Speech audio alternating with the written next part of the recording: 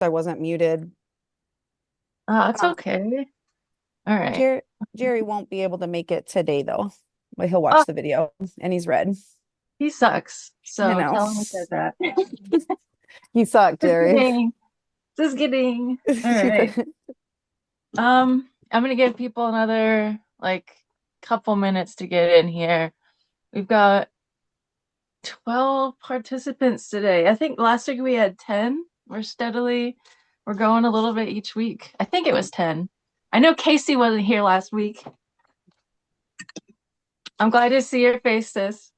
I'm really glad to be here. I didn't want to miss it. Yay. This is my favorite book ever. Um, Out of the entire canon and apocrypha, Wisdom of Sirach. I have studied or like read through this one more than anything else because I'm so fond of it. I am curious. I assume we have Jess coming in. I assume a lot of people are reading from Yah scriptures. I'm curious if anybody is reading from the Sefer or another translation. I've got the Sefer and the Septuagint here. Okay, cool. All I'll right. be reading from Sefer as well. Okay, cool. All right. So I'm um also doing Zephyr. oh, sweet. Okay, so I was gonna get my Sefer out if we were doing mostly Yah scriptures, but I think most of my previous studies have all been in the Sefer, and so I'm gonna read from Yah scriptures today. But I would love to know any differences in like translation as we go through, like nothing minor, like little words here and there, but if something is translated like quite a bit differently, I would definitely love to like address that. So for those who have the Sefer, um, let me know if there's something different. Um, all right. Um, Before we get going, I would love a show of hands, either do this or raise the thing if you're willing to read for us. That way I know. All right, we've got Casey, Jer, Haley, Jenny. Is All my right. mic working?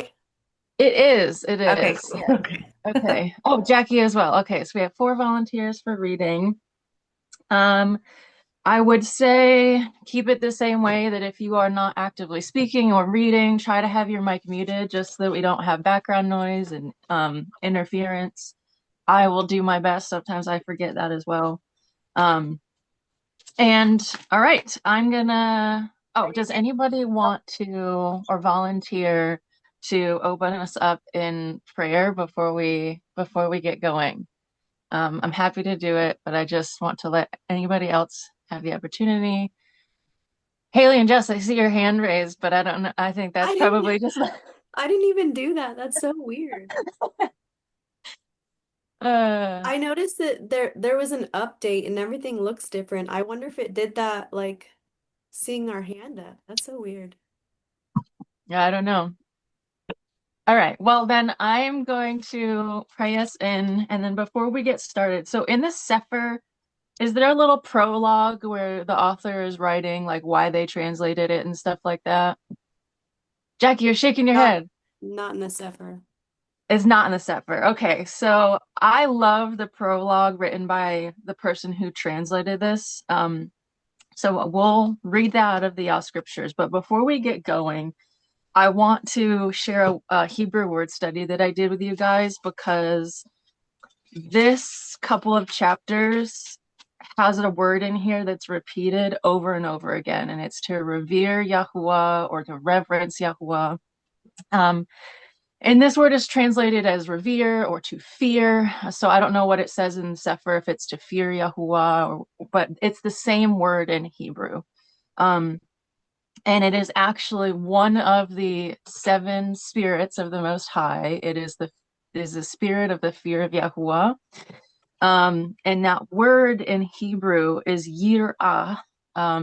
It's Yod, Resh, Aleph, and Hey.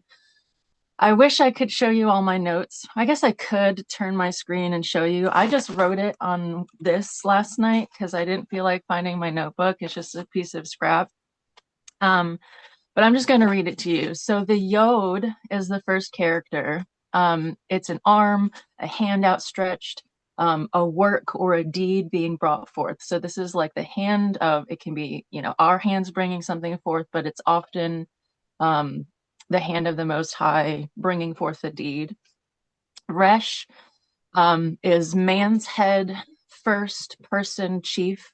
And like contrary to the Aleph, the Resh is like specifically man's head, our priorities, what we have leading our mind, leading our actions in that way. And it also can mean like human worldly authority.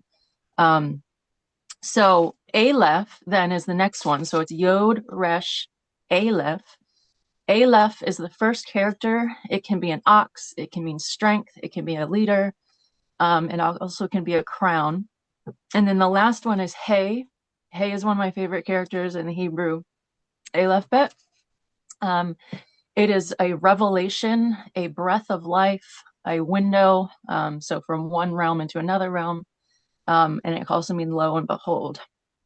So when we combine Yod, Resh, Aleph, Hey, and we look at all of those things together, again, this is Yirah. So the spirit of the fear of Yahuwah is, and you can kind of work out your own meaning, but what I have kind of figured out is it is a thing that the Father brings forth. It is a leader in a man's mind. It is the first thing that brings him strength and makes him a leader and a crown. And it is a direct revelation, a breath of life, a way to reveal the Father's nature to the world, but also a way that we, like the Father reveals his nature to us, basically. So it's really, really important. It's like the beginning.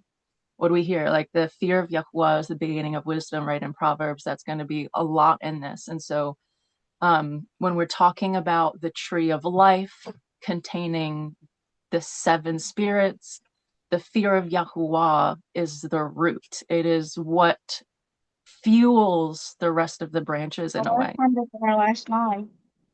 It was back order, so it's over here somewhere. Hey, Brother David, I think your mic is not muted and we're hearing your background noise there. I'm sorry. Let me see okay. about fixing it. It's all right. If you need help, I think I can mute it for you. Oh, there you go. All right. In addition to the meanings, each character has its own value. So Yod is 10, Resh is 200, Aleph is 1, and Hey is 5. When we add all those together, it comes to 216.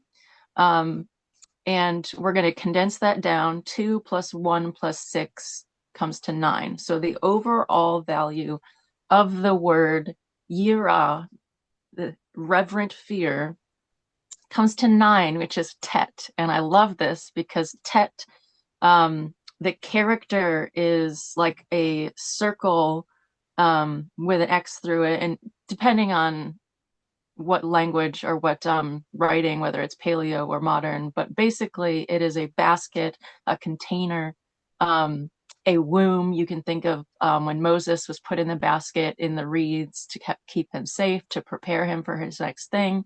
I love Tet when it comes to the womb, like a mother's womb. Something is in there, it's safe, but it's also being grown and prepared to come forth as something else.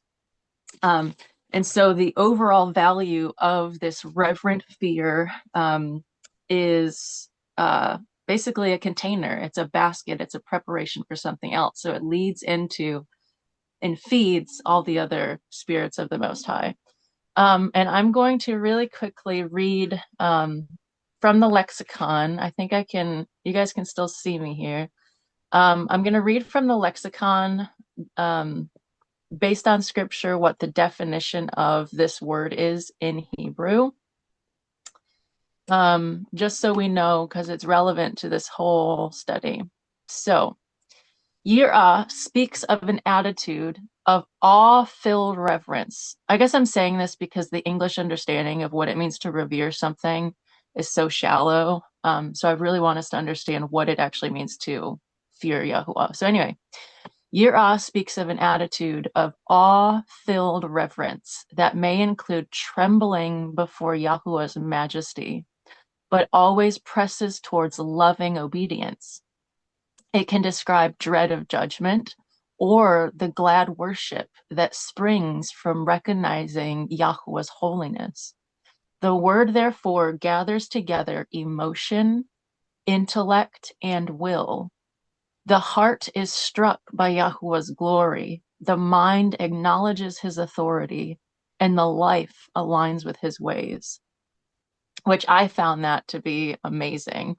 Because fearing Yahuwah isn't just being afraid of judgment. It isn't just being submitted to him, but it is rejoicing in his holiness. It is your emotions are like emotionally in love with him and enjoy his ways. And it leads you to not obey out of fear, but obey out of this reverent love for his ways and his holiness. And so it's definitely more than just fearing. It definitely leads into an alteration of your life. So I wanted to share that because we're going to see that word over and over and over and over in this text. And any time that something is repeated in scripture, it's always something to really pay attention to. It's like the stamp of, hey, this is really important.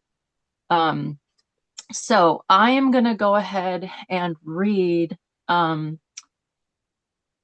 just going to read the entire prologue of what I have, and then we'll break apart the verses themselves, and we'll. Oh, Tina, yes. What's up? Can I just be amazed at how the Ruach works? I am subscribed to a Substack channel called She So Scripture, and this week's word nerd is. That's so funny. That's the word there, guys. And I've actually shared a couple of her posts on because she does a new word every Wednesday. That's why it's called Word Nerd Wednesday, and I love it because she describes stuff. So I was just reading some of the bits. They're very similar to, obviously, to what you said, but that's how amazing. the works. That's amazing. Thank you for sharing. That's awesome. We had Brother Leo just join us. Leo, you missed our breakdown on your the reverent fear of Yahuwah that is emotional, it is mental submission, and it is leading to a life of obedience. So I actually didn't count. I have it highlighted every time I saw the word reverence or revere, but I didn't actually count how many it is. I'm curious to see between the two chapters how many it is, because it's a lot. All right. So I will read the prologue that's present in Yah scriptures, and then I don't remember whose hand I saw first, but I'm just gonna say Haley once I finish the prologue. I mean, I guess we might talk about the prologue if we need to, but I would say, would you read from verse 1 to 7, like 1 through 7? I think that'll be a good thing, and then we'll go back. But anyway, all right, so here's the prologue. This is the person who wrote this, as in like they translated it. So the person who translated it is not the original author. They took a scripture or a collection of works from an author and translated it into this document that we have today. And so this narrative is from the person who translated it. So the prologue.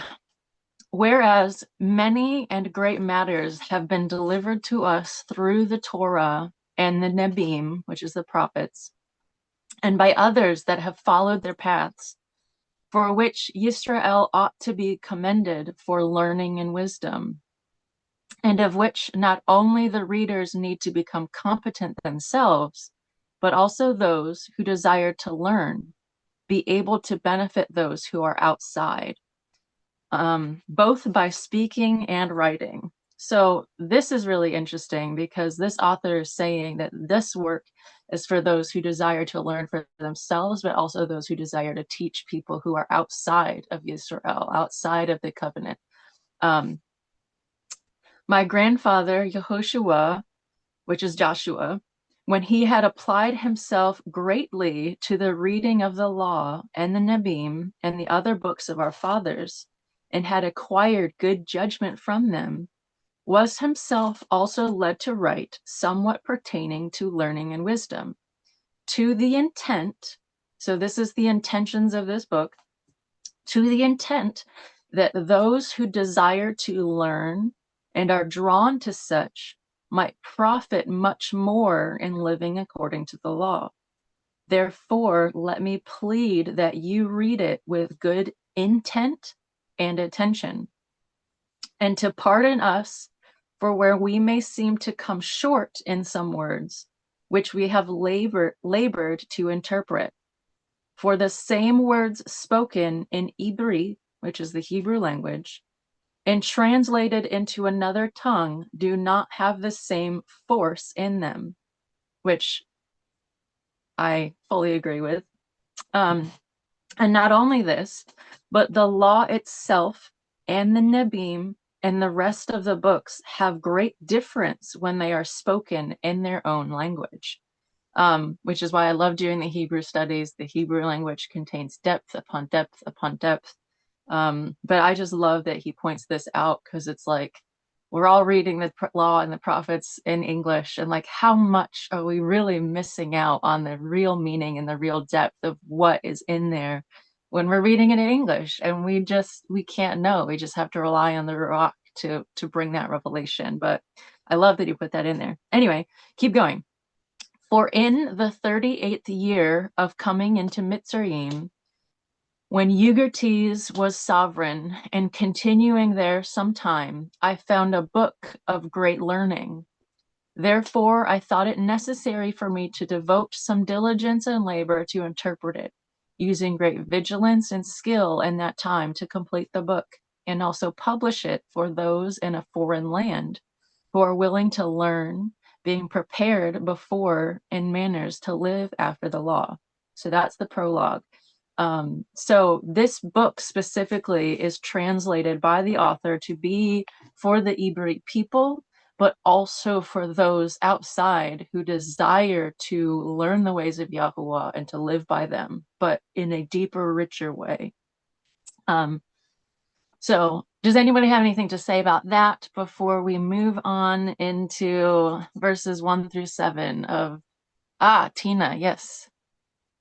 I'm the only one probably reading from a slightly different version. I cannot get it to work, chapter 1 and the prologue, on my phone. So I remembered that I'd got this version, which is obviously in the English translation. Mm-hmm. But there is something that it says that I don't remember, because I can't read along with you. So it says on my sort of introduction in this book, the wisdom of Ben Sirach is what they call it, derives its title from the author. And I found this really interesting, and I highlighted it because it's in chapter 50, 27, that the author being, and this is written in the English, obviously, Yeshua, in brackets, Jesus, son of Eleazar, son of Sirach, or Shira. And this seems to be the earliest title of the book. The designation Liber Ecclesiasticus, meaning church book, appended to some Greek and Latin manuscripts, is perhaps due to the extensive use of the church made of this book in presenting moral teachings or catechumens to the faithful. And there's a little bit more as well, but I just found that really interesting because I'd not heard of son of Eleazar or son of Sirach before. So yeah, I think Yehoshua is translated as Yeshua or Jesus. I did wonder when you said that if they got it wrong. Yeah, okay, that makes sense. Yeah, it's kind of just using the same, translating the names or transliterating the names into English. But it's thank you. I think Yuri, you had your hand raised. Yeah, I just wanted to point out something that I found really interesting. You said that wisdom is a lady wisdom, right? Like you or yeah. if I'm not wrong about it. But yes, that's what I And say. Yes, yes. when I was watching the website of Yas Scriptures, I saw that it actually could translate in Italian. I was so excited, and I actually translated in Italian. And the word for wisdom in Italian is saggezza, which in itself, in Italian, when a word ends in A, is actually a feminine word. And I actually understand them more rather than in the English, because in English, I was kind of like talking about it as a man's word because I pertain to Yahuwah, not a feminine word. Yeah, thank you for sharing. Because, like, actually, yirah, so the spirit of the fear of Yahuwah, yirah is a feminine word. So it's very interesting. The word ruach, or wind or spirit, is a feminine word, which we see that in some languages. The Abri or Iberi language is one that has masculine and feminine words. But we lose that in English. We don't get to see those details. All right, Haley, would you read for us, please? Yep, it says, all wisdom comes from Yahuwah and is with him forever. Who can number the sand of the sea and the drops of the rain and the days of eternity?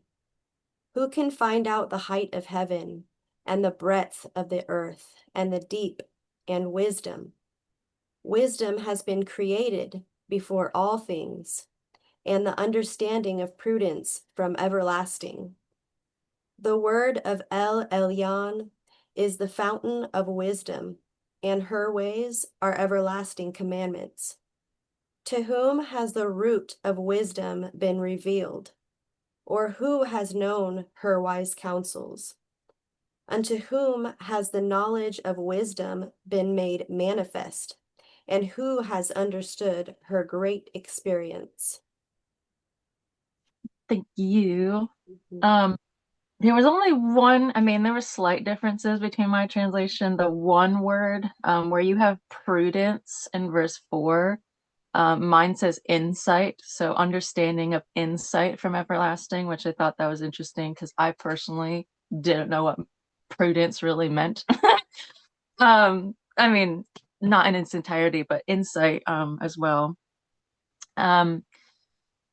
I will let anybody, any notes or things I have highlighted, things that stood out, any comments. I have like one little thing really to say, but I want to give other people. Yes, Tina?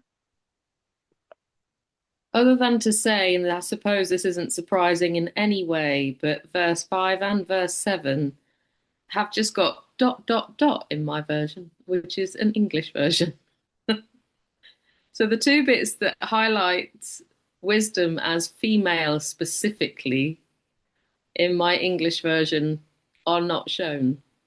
What? That's crazy. That's very interesting. I'll try and take a photo and upload it later, but it literally says ... for verse 5 and verse 7 in this. I'm looking now to see if there's any other parts of the book. There is verse 19 of chapter 3 is also like that. So there's probably some really interesting nuggets in there that we're not supposed to read in the English version.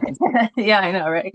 All right, I just got a message from my mom to check to see if they left the wood stove wide open, the wood stove door wide open as they were leaving. I have to run real quick and go check that, and I will just be right back. Haley, I see your hand raised, and Jer after that. You guys can feel free to talk while I'm gone, or you can wait, whatever works for you guys, but I need to go check to make sure the house doesn't burn down.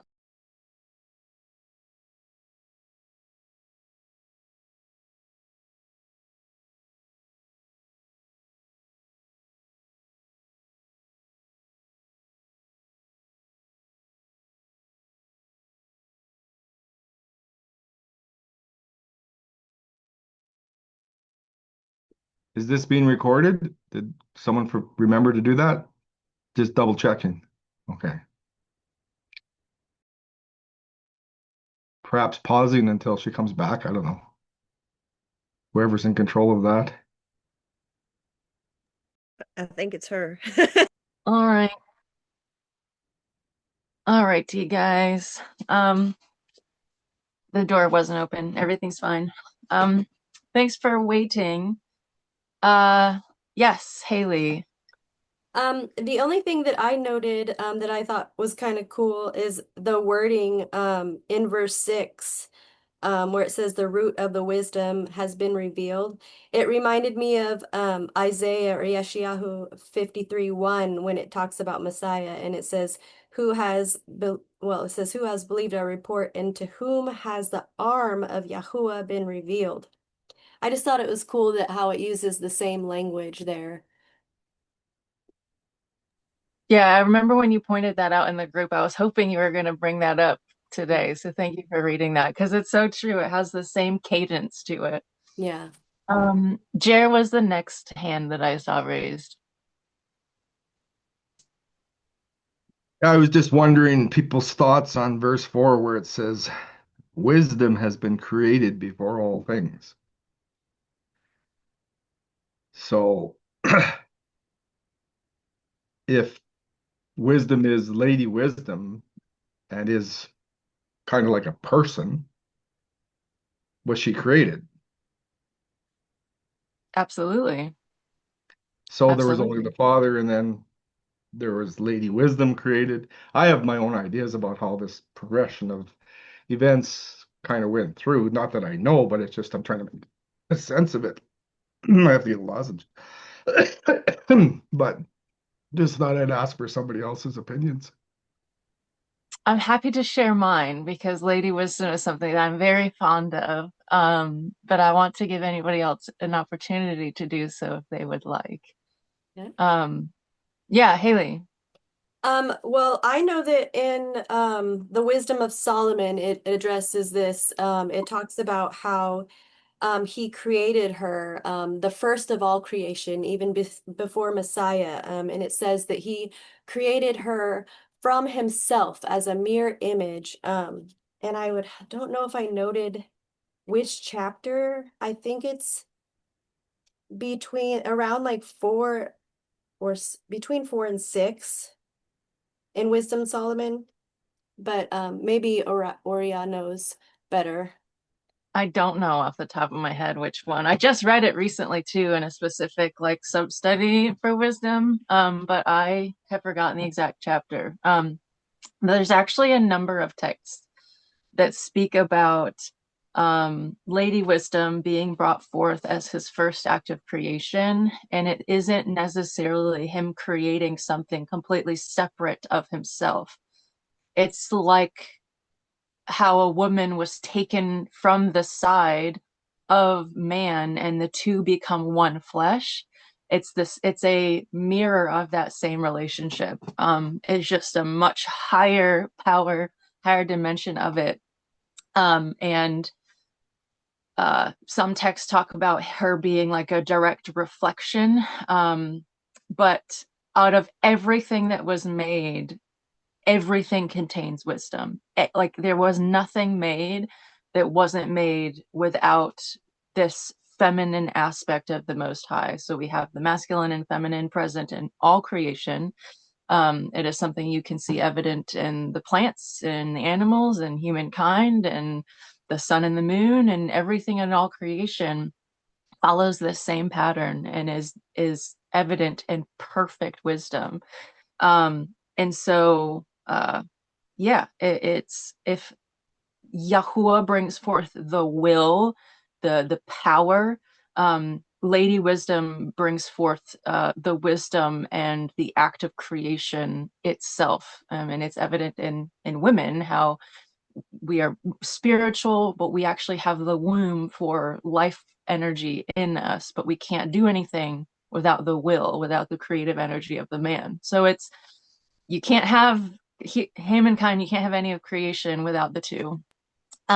Jackie.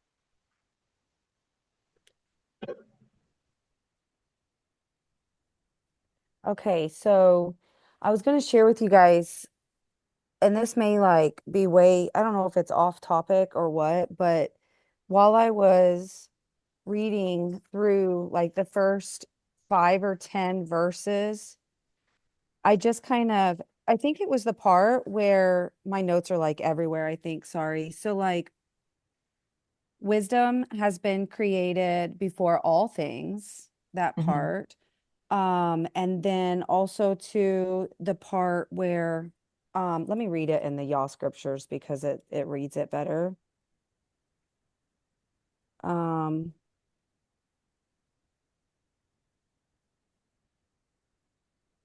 where's it at, Jack? I'm like rushing, and whenever I rush myself, I don't, I make it worse. So it's like, Okay. just calm down and find it. One moment, please. What's it after? Where's it by? There it is. Wisdom. Chapter 1. Or it's oh, I might be in chapter 2. Okay, either way, let me just share this with you guys. So Yeah. what's the part where it was talking about the heavens and the breadth of the earth and the abyss, and then there was wisdom? Am I here right now?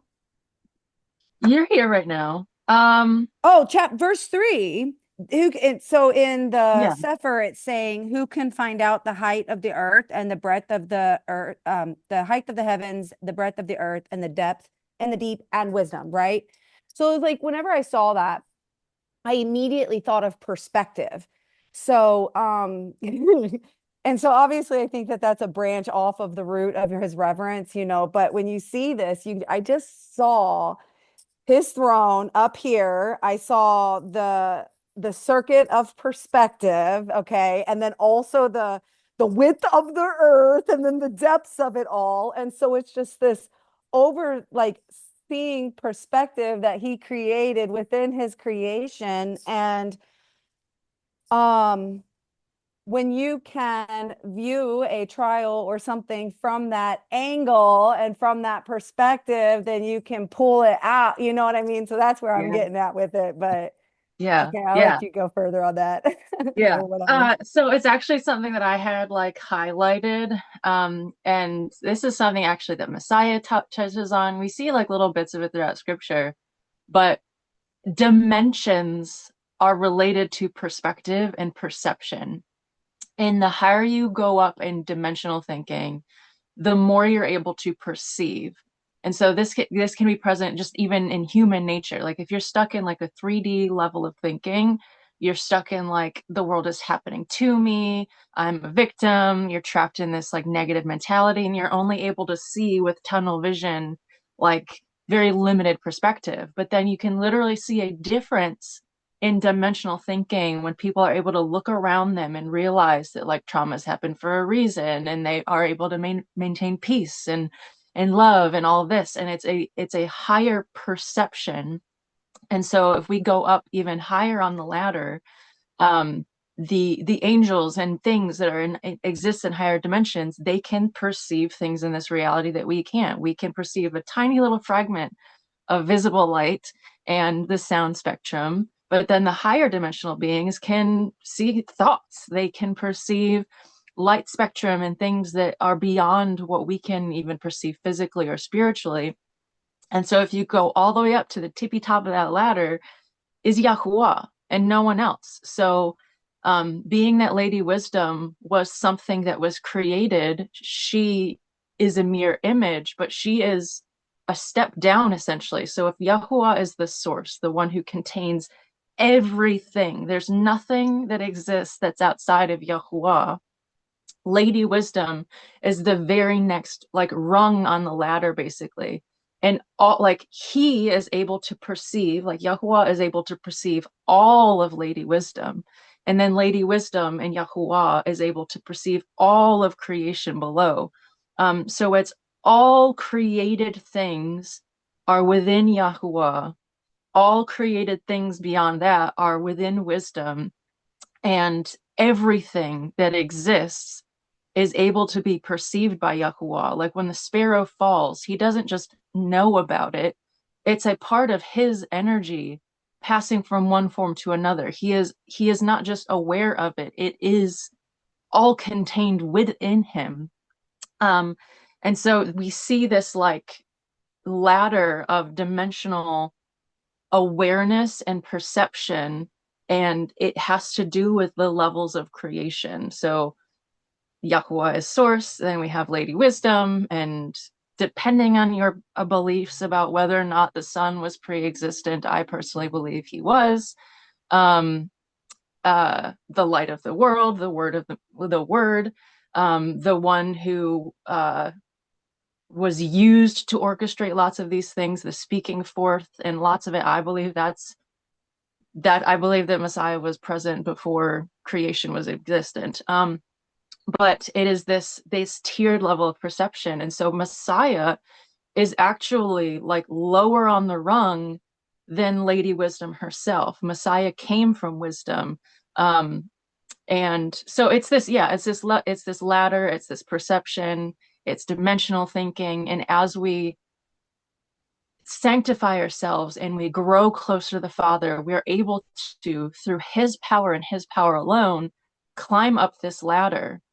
But it's like specifically mentioned, I think it's in the book of the Nazarene specifically, that beings that are above, like higher on a rung on the ladder, they're able to go down rungs and interact with the lower dimensions and perceive things at the lower dimensions.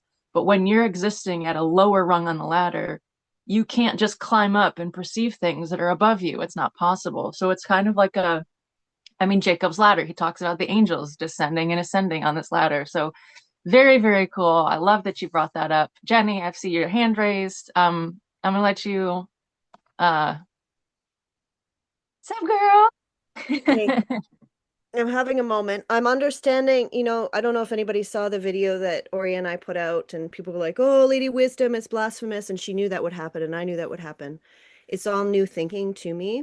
I'm not triggered, but I'm understanding in what you're saying why people get so mad about this idea.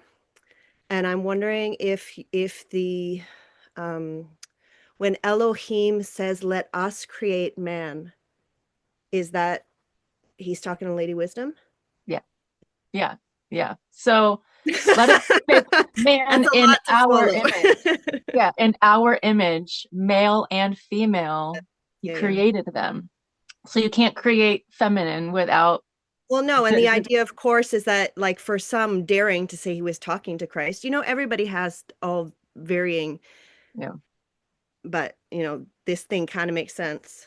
Yeah. So the only view that we get of this in canon is Proverbs chapter 8, where Lady Wisdom introduces herself, and she literally says, I was brought forth, the first of his acts of old. By his side as a master craftsman, I was with man, rejoicing over man. And so she was there in the beginning with him, doing this whole thing, and let us make man in our image. It's Proverbs 8, what? I'll go back and look, but as you were reading it, it was like very, when we were on camera, it was super fresh to me. I was like, is this just her translation, or is it actually, do you understand? Like, did they only use feminine in what you're reading, or is it just there and everybody misses it all the time? It's there in Proverbs 8 and everybody misses it. Yeah.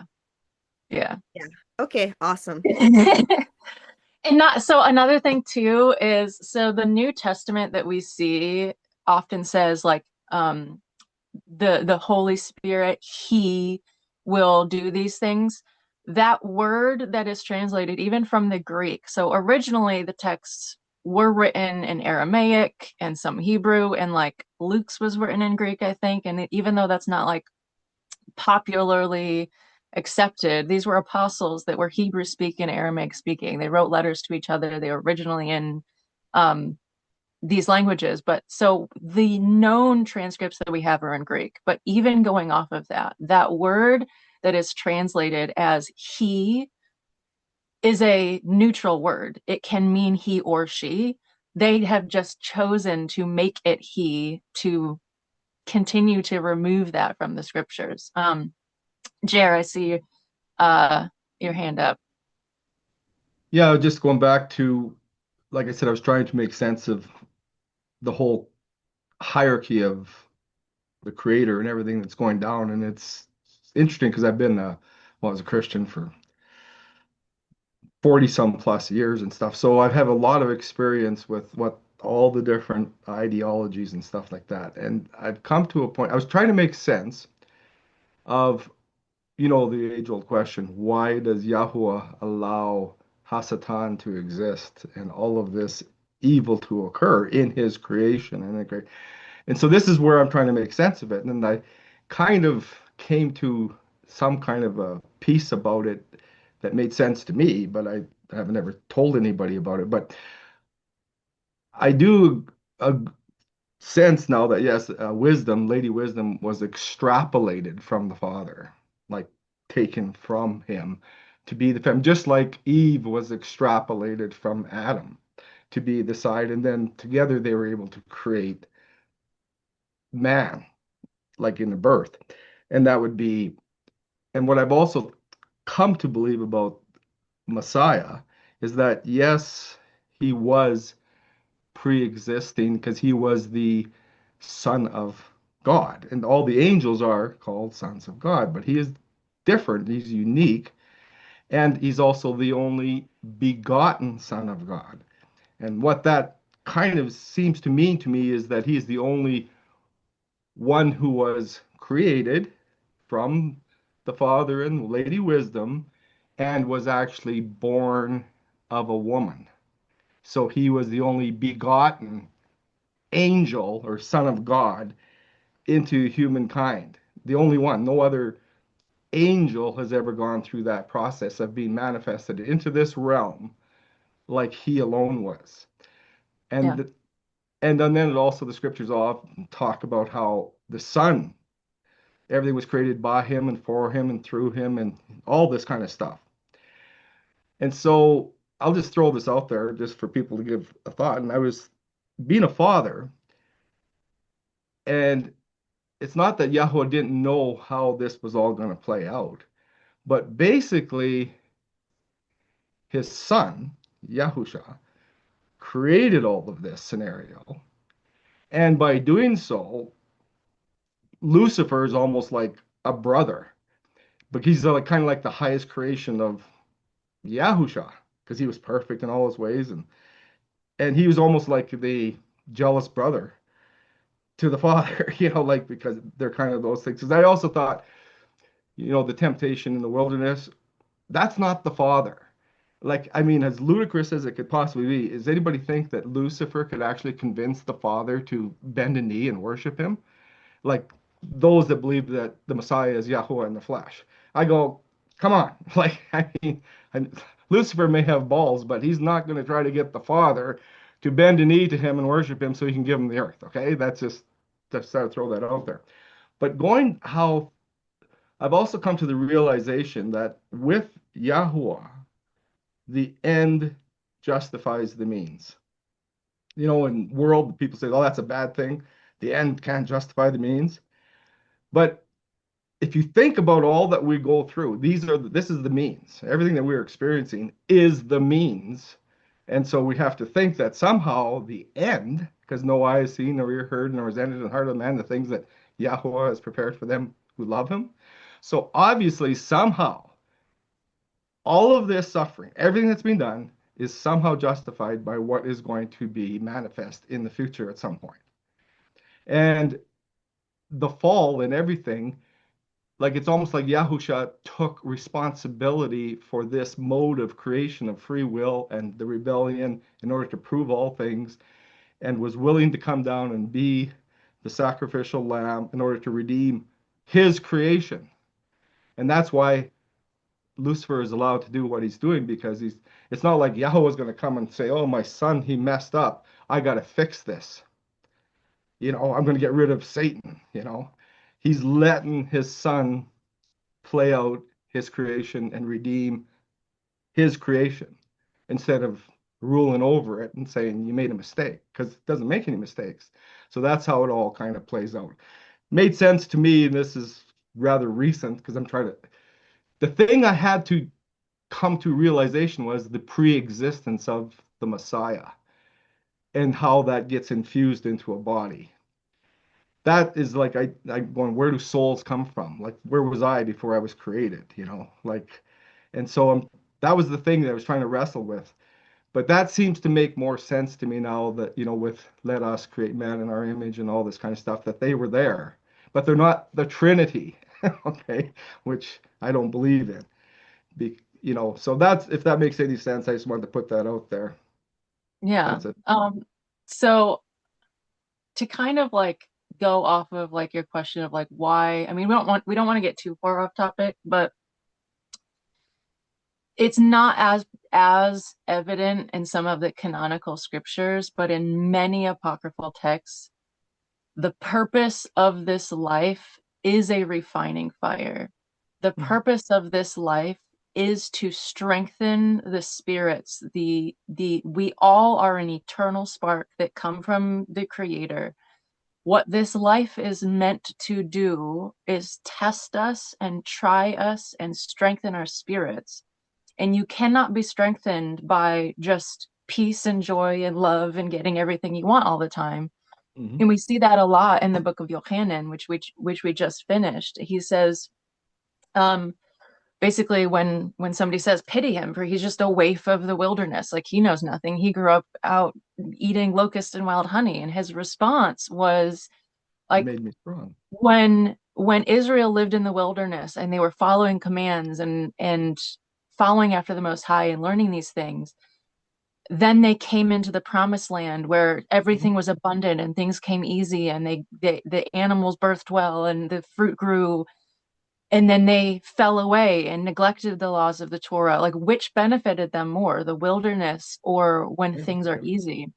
And so he says, pity me not for my time in the wilderness, but pity yourselves for what is it, like not having man-making experiences. And so another thing, like we haven't gotten into the book of the Nazarene, but it's like it's the next part to that.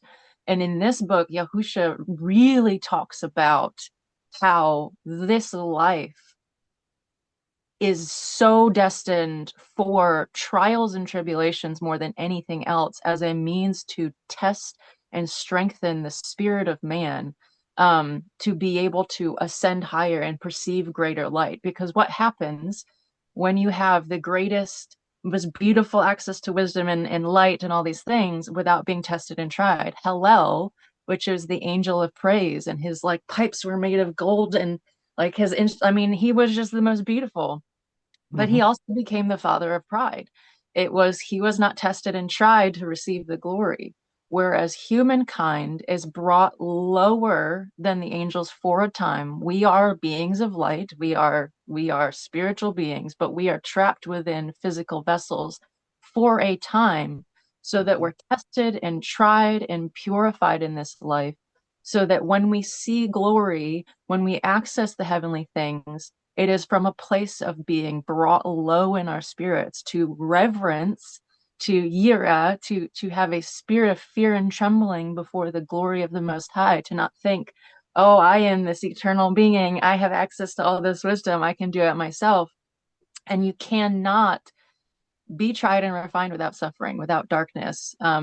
Trees, all the roots are grown in the darkness, and the deeper the roots grow into that darkness, the greater the tree can be. Like if you grow a tree with fruit and it doesn't have deep roots, it'll fall over with the fruit that it grows, because it doesn't have the strength to sustain it. So trees must, the greater the tree. So if we're talking about, we are part of this tree, Lady Wisdom is the tree. The leaves are for the healing of the nations. I mean, this is something that we're supposed to emulate. We are supposed to have the same genetic makeup as Lady Wisdom and as the sevenfold spirit. And if we're supposed to have these fruit, and if we're supposed to have leaves for the healing of the nations, our roots must go so deep into the darkness that by the time our fruit grows, we don't fall over and collapse under the weight of the glory of the kingdom. So this life is wrought with trials. It is a narrow way with a deep gorge of water on the right, and fire on the right and deep water on the left. So it's easy to fall. It's easy to go into this suffering, but it is a difficult road worth traveling. You've got to hack your way through the bushes. You've got to climb things and scuff your knees and squeeze through tight spaces. Because it is through the struggle and the stripping away of the carnal mind and the renewal of your mind that you begin to grow those deep roots and the strength that it takes to receive glory unimaginable without collapsing under the weight of it. So that's my Well, yeah, well, I agree. Like it's because, like Dean says, the Messiah was perfected through what he suffered. yeah, He yeah, was made perfect through his yeah. suffering. Yeah, And I also look at the narrow way actually for the longest time as actually more a tightrope than a road. And what do you need to walk on a tightrope? You need balance. You have to stay balanced because if you get too much this way, you fall over. You get too much this way. So if you want to walk the straight and narrow path, a tightrope, you got to stay balanced. yeah, So, yeah, but yeah, I agree. And again, it seems to reiterate that the end justifies the means because this is the means of perfecting us or preparing us for eternal family with Yahweh into eternity. yeah, So that's why they're suffering and everything. But anyway, thanks for letting me share that. yeah, yeah. Thank you for sharing. Haley. I was just gonna, I found those verses I was trying to mention earlier.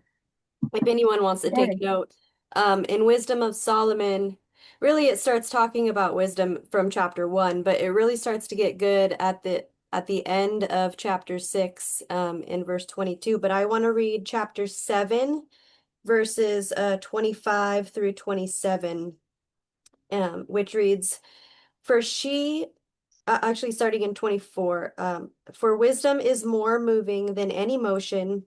She passes and goes through all things by reason of her pureness. For she is the breath of the power of Elohim, and a pure influence flowing from the glory of El Shaddai.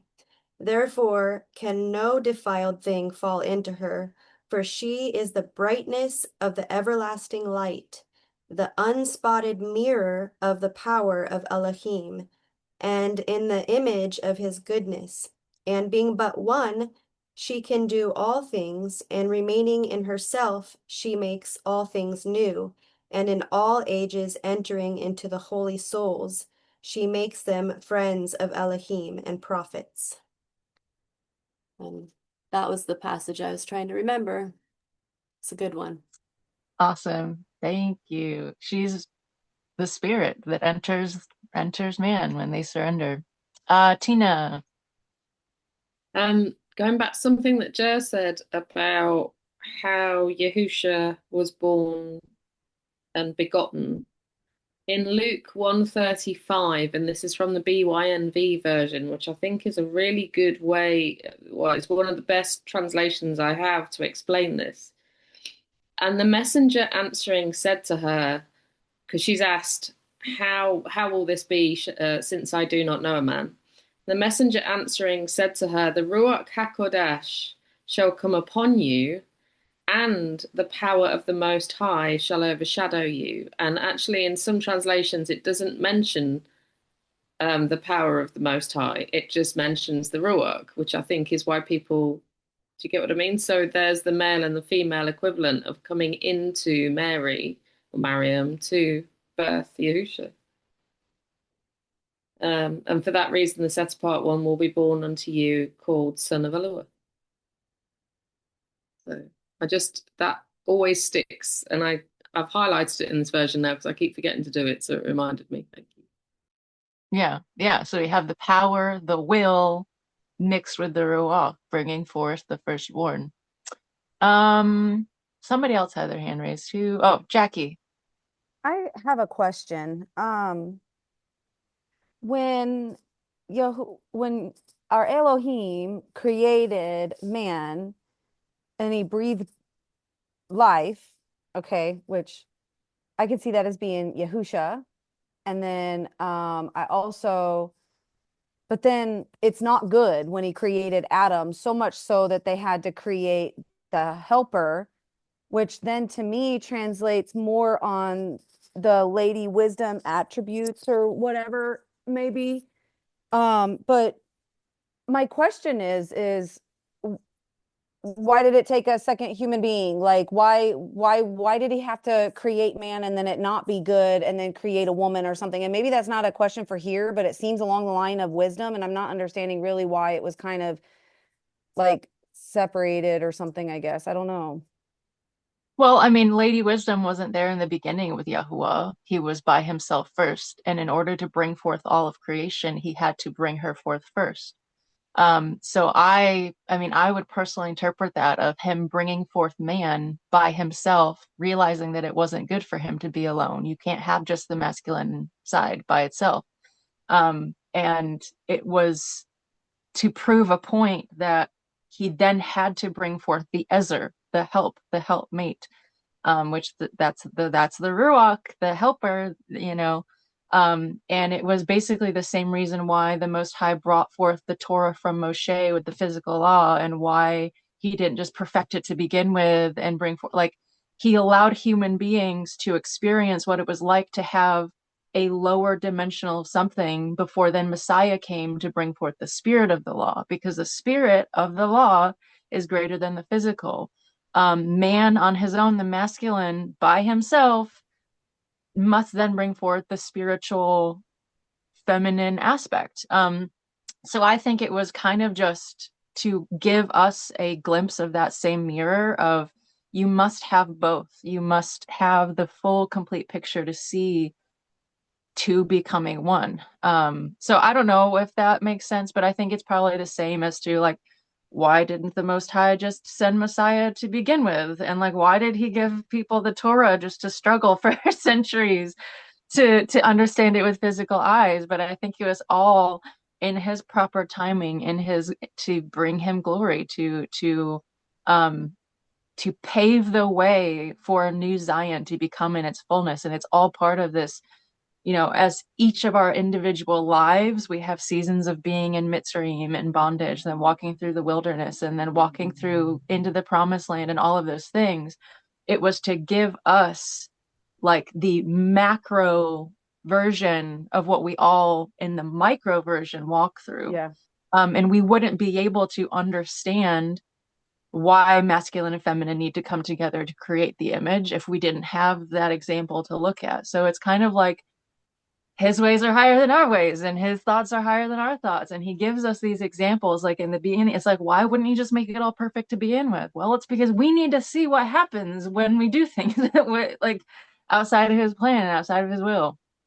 Jared, I would Yeah, I like just to point out that we are verses 1 through 7. It's already an hour in, so I don't know if we're gonna get to chapter 2 today, guys. But anyway, yes, Jared. I just wanted to quickly talk about what Tina says. It wasn't specifically that when Yahuwah or Yahushua created man, that man wasn't good. What was referred to as not being good is that it is not good that he be alone. That's what was not good. Not that he wasn't good, but that circumstance, just like before all of this, Yahuwah obviously determined that it was not good for him to be alone. So he created everything. So it's not that he wasn't good, but just that the scenario could be better. And so this is why woman was created. It's, so because he didn't make any mistakes when he created man. It was all part of the process. So it's not good for him to be alone. So I'm going to make him a helper. It's all part of the process. So there was nothing that was not good, because it was all good when it was all said and done. That's all. Yeah. I would also like to say the reason why that is, why Yahuwah wasn't just okay to like just be by himself, and why bring forth wisdom? Why bring forth the sun? Why bring forth the creation? Yahuwah at his core is love. And love is an energy that must be shared.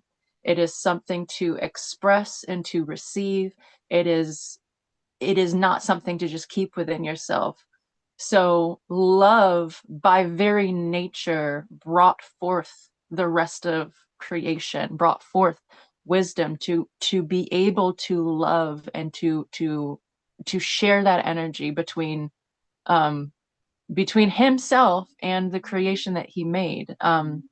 Which is, again, why it all had to be the way that it is, because he couldn't just make humans to be robots.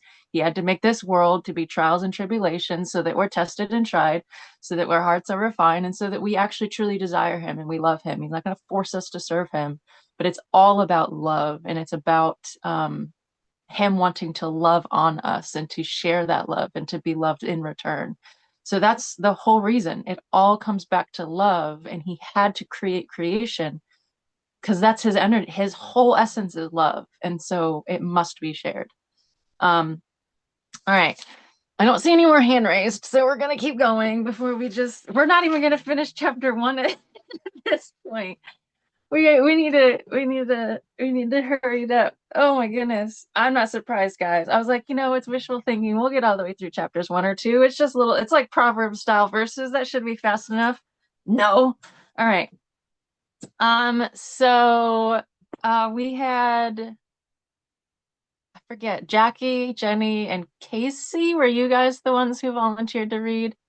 Okay. So we are in verse 8. Let's do 8 to mm-mm-mm. Mm-mm-mm. All right, let's just do 8 into the end of 18. Casey, you're at the top of my screen right now, so would you be our reader from 8 through 18? Yeah, can you hear me? I can. Awesome. All right. There is one wise and greatly to be revered, Yahuwah sitting upon his throne. He created her and saw her and measured her and poured her out upon all his works. She is with all flesh according to his gift, and he has given her to those who love him. The reverence of Yahuwah is esteem and splendor and gladness, and a crown of rejoicing. The reverence of Yahuwah makes a glad heart and gives joy and gladness and a long life. It shall go well to the end for he who reveres Yahuwah, and he shall find favor in the day of his death. To revere Yahuwah is the beginning of wisdom, and it was created with the trustworthy in the womb. She has built an everlasting foundation with men, and she shall continue with their seed. To revere Yahuwah is fullness of wisdom, and fills men with her fruits. She fills all their houses with that which is desirable, and the gatherers with her increase. The reverence of Yahuwah is a crown of wisdom, making peace and perfect health to flourish, both of which are gifts of Elohim, and it increases the rejoicing of those that love him. Thank you. In that section alone, I counted 7 times the word of revere or reverence was. Clearly, this is so important. So I want to go back real quick because I forgot to mention. So we're talking about the fullness of wisdom, the beginning of wisdom. In verse 5, it talks about the fountain of wisdom. So clearly, the beginning points of a lot of wisdom and accessing the tree of life, who is wisdom, is the fear of Yahuwah, and we have this, but like the fountain, thinking of it as like the beginning parts of spring that then spring forth into other things, or like the roots of a tree that then spring forth. So this is like what exists in the darkness, in the soil, in the very beginnings of the tree is this root, this beginning point of whatever springs forth. Let's see. I like also the crown. The reverence of Yahuwah is a crown of wisdom. I just personally love that imagery. But anybody else have any points? I saw Casey. Did you like wave your hand like you wanted to say something? No, I just said crown of wisdom at least twice. Yeah. Yeah. It used that phrase, well, and a crown of rejoicing. Mm. So I like how it uses crown because it's supposed to be the forefront of our minds. It's like surrounding our minds. I like that. That's pretty cool. Yeah, absolutely. And going back to like Hebraic and symbolic understanding, like the mark of the Most High being on your forehead or your right hand is not physically being on your forehead. It is the Father having his rightful throne in the Holy of Holies, so that your mind, it's not even just like your conscious thoughts, but your subconscious. So much of our actions and much of what we do is actually a result of our subconscious. We don't even necessarily have complete control over our subconscious mind. And it's one thing to have your conscious thoughts to be external, like by the time you're acting and doing, to surrender your conscious decisions to the Most High. But this is talking about a level of submission and surrender that the Most High even dictates and controls your subconscious mind, that your subconscious decisions are ruled by the Most High. And it affects your personality. It'll affect the way you think, not just your actions, but it will literally affect how you process information and how you speak to people, how you like receive information, and I guess just processing information. It is completely different when you have that crown covering that and dictating, and you're sealed by the Most High. It's a completely different level of surrender. Let's see. Oh, okay. So I love this. In verse 14, to revere Yahuwah is the beginning of wisdom. So again, the fear of Yahuwah is the beginning point of this wisdom, which is the tree of life. Okay, so springing forth all the other fruits is the beginning, is the fear of Yahuwah. It was created with the trustworthy in the womb. She has built an everlasting foundation with men, and she shall continue with their seed. To revere Yahuwah is the fullness of wisdom. So it is, I believe that it is indicative of, we see in Revelation, the woman who has children, who then the dragon spews forth water from his mouth to try to consume, and she flees, and her children are taken into the wilderness.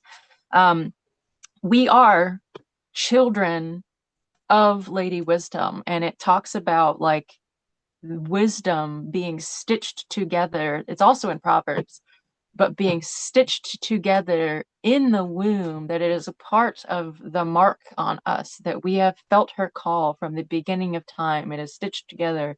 And it shall continue with their seed, that those who have this, we are seeds, so seeds within a fruit contain the genetic information to recreate the tree itself. So if we are fruit, if we are offspring of Lady Wisdom, it means within us is the same seed. So we're fruits with seeds. The same genetic information is within us, the seeds, to then pass it on to our children. It should be this living cycle of a tree that grows its fruit to pass on its genetic information.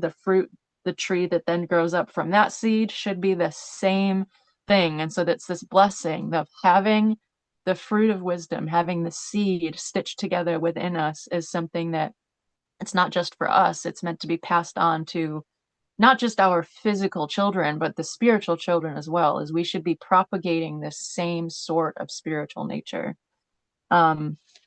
Anything else to note? I'm done talking. Jer, yes.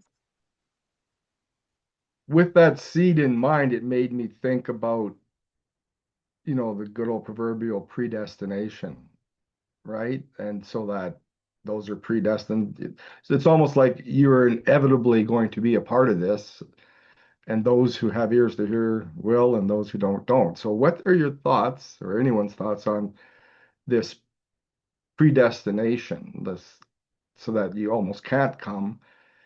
There's that whole thing, and because you talked about the seed, it's almost like if you don't have that seed, or can you be converted into that seed if you weren't predestined, stitched in the womb from creation? I feel like I was destined to know this, because other people don't know it, and you go, why me? Like, I mean, why do I understand these things? Why do I have this love and longing for this truth? Because so many people don't, and I don't even know how to think like that. How can you not love the truth? It just blows me away. So I'd be just interested on this panel's thoughts on that, because we've thought of, or the deep things which a lot of people just don't, and you can't even talk to them about it. So I'd like to hear some feedback on predestination in that regard, with seed and the seed line, and propagating yourself. Does that make sense? Yeah.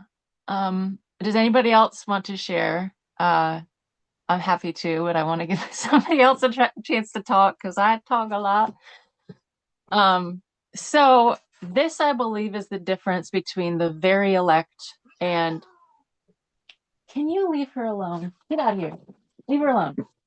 Sorry, my cats, I have a male cat and a female cat. They're brother and sister, and the male just like is a jerk. He just wants to come up and pester her. She's doing nothing. She's laying there being so sweet, and he has to pester her. Anyway, they literally would have gotten in a hissing fight behind me if I didn't shoo him away. But so I believe this is indicative of, we see this a little bit in Revelation where the angels are instructed to go seal a very specific group of people, that they are sealed from the beginning. And it's this call of the very elect. There's a remnant or an elect of every age.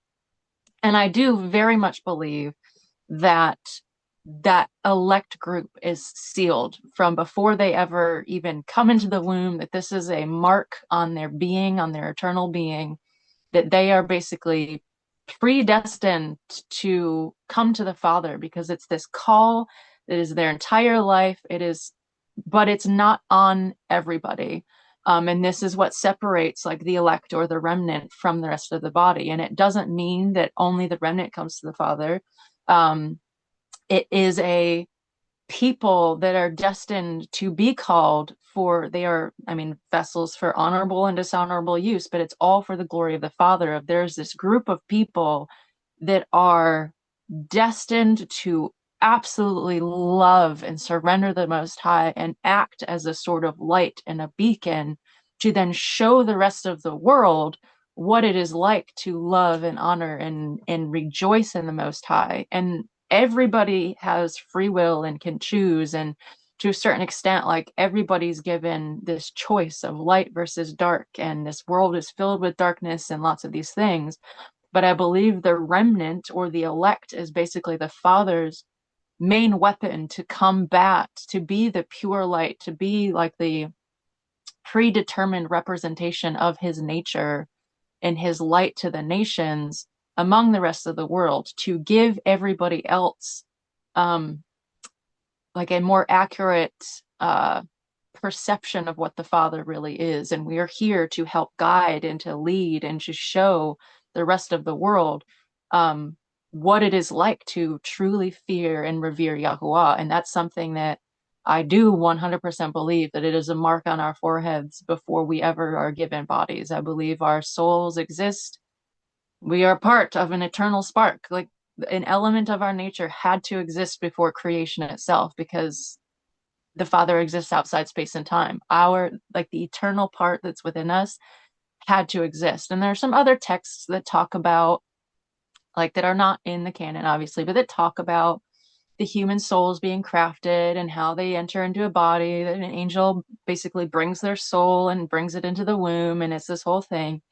But as far as like predestination, I would say that it is the elect, that they are predetermined to find the Most High. And there's a reason why you feel this call. And like you might have taken your whole life of deception and walking through darkness and not having it right and coming through New Age or Christianity or whatever else, but there's this thing that drives you, that's like written into your DNA, to crave the Most High, to crave truth. And it's something that not everybody has. And I think that's the difference between the elect or the remnant, essentially. But that's not something that is necessarily proven. That's just my personal interpretation of it, my personal thing.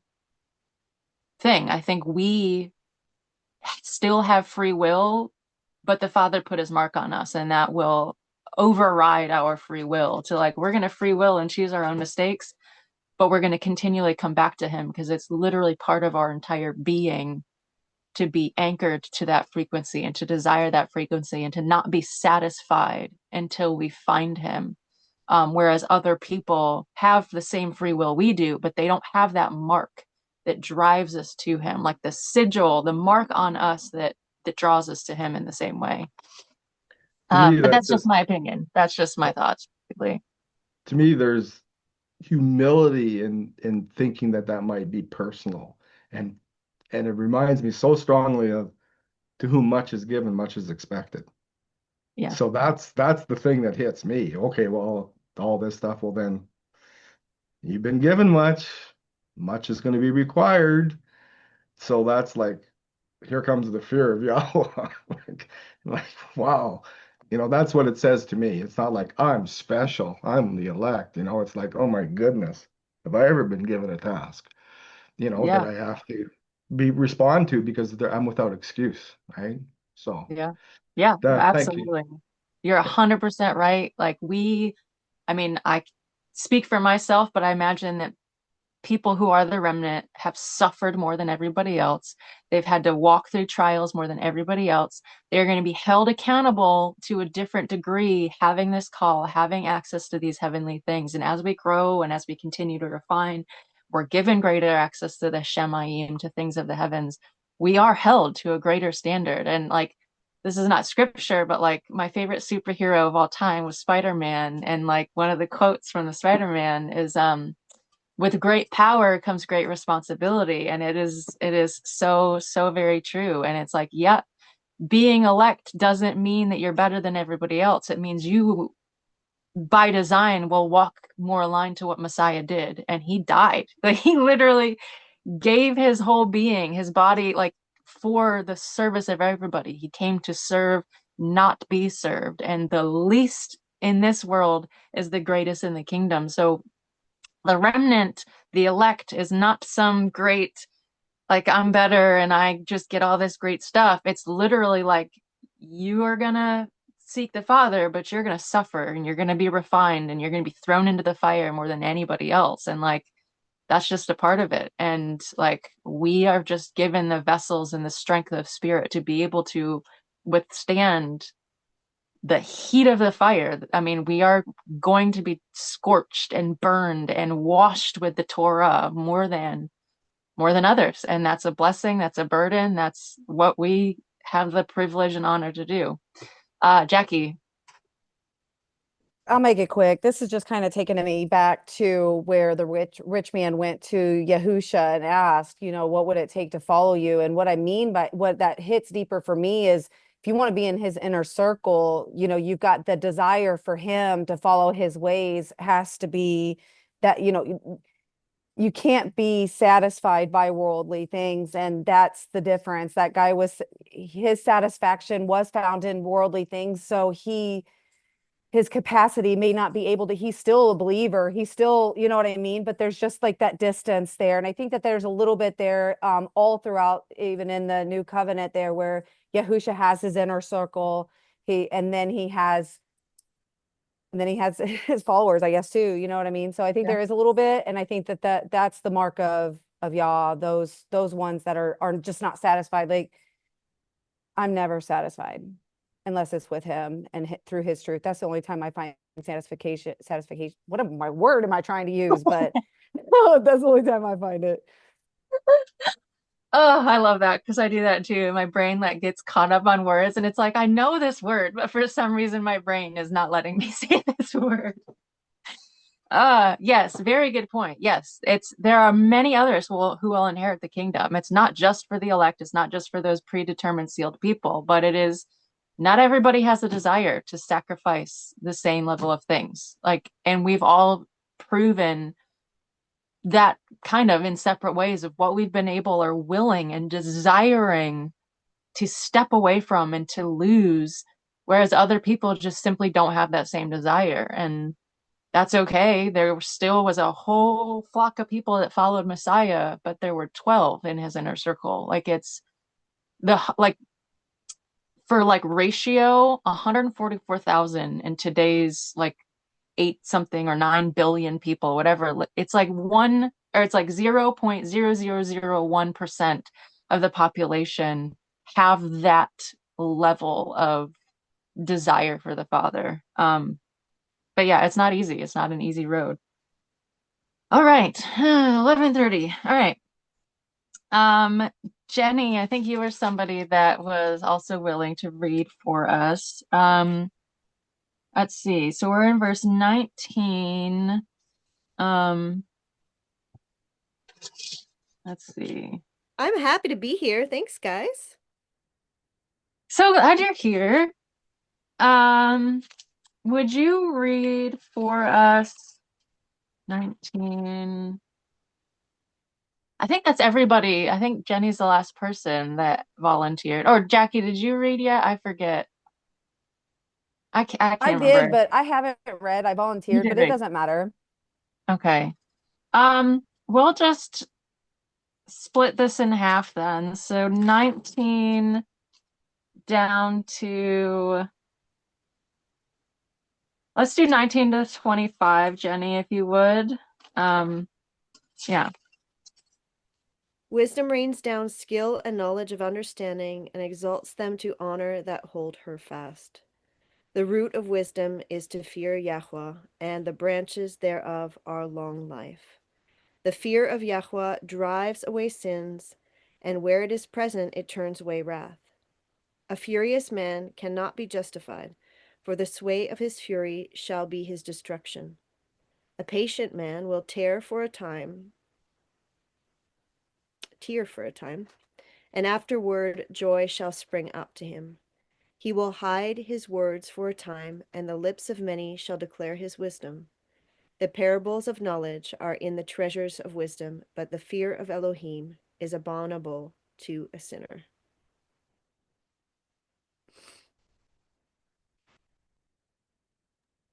Thank you. I counted now 10 times that fear or reverence has been used. I'm trying to make sure that I didn't miss any, which I just think it's insane. Like we're in one chapter still, and there's 10 times that it's like, this is clearly just really, really important. So the only thing that I really have in this that I think is like really wanting to talk about, so in 22 or 21, the reverence of Yahuwah drives away sins, and where it is a present, it turns away wrath. A wrathful man cannot be declared right, for the sway of his wrath shall be his destruction. I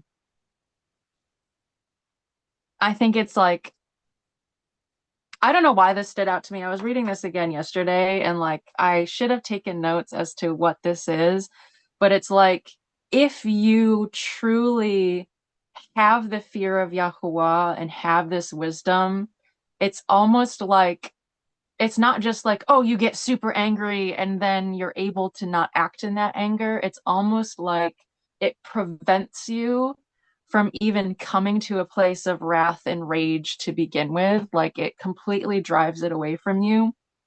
And it's really interesting because like this whole section is talking about wisdom and rejoicing and it focuses on this wrath element more than other things.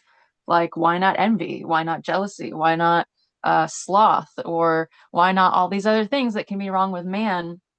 But I think like for some reason, wrath and anger is a contrary spirit, if it makes sense. It's a contrary power to wisdom. Like when you're operating in the fullness of wisdom, wrath is not even something that you're able to even approach or come near because it will completely stop that from ever happening. So I don't know. I just found that interesting as to why wrath is like some really contrary spirit. Like if somebody acts in rage and anger, they're clearly like it is like indication that they're clearly not operating wisdom. They're clearly not fearing Yahuwah. Yeah, patience and long suffering is just a part of the fruit. And if you're showing wrath, it's just showing you don't have that seed of fear. But anyway, anybody else want to say anything about this little section here before we move on to finishing up this? We're not getting to chapter 2, guys. I'm calling it now. We're going to finish chapter 1 and we're going to have to do chapter 2 next week because there's no way that that there's no way. I'm not surprised. Jared. Don't be wrathful about it. We'll get through it. I just wanted to touch on, like, how people like the fear or the respect or the honor of Yahweh as the beginning of wisdom, like that reverence, is because if you don't come to that point, you're operating from being your own God. And it reminds me of the people, like some doctors, says, I'm going to hold up a cancerous bone when I meet God and ask him why. And I'm going, no, you're not. You're not going to do, like, that whole perspective is so wrong. And that, like, you have no concept of what you think you're saying you're doing here. Like, that is so that when you humble yourself and you realize who you are and who he is, you would never do that. You wouldn't even comprehend the ability to do that.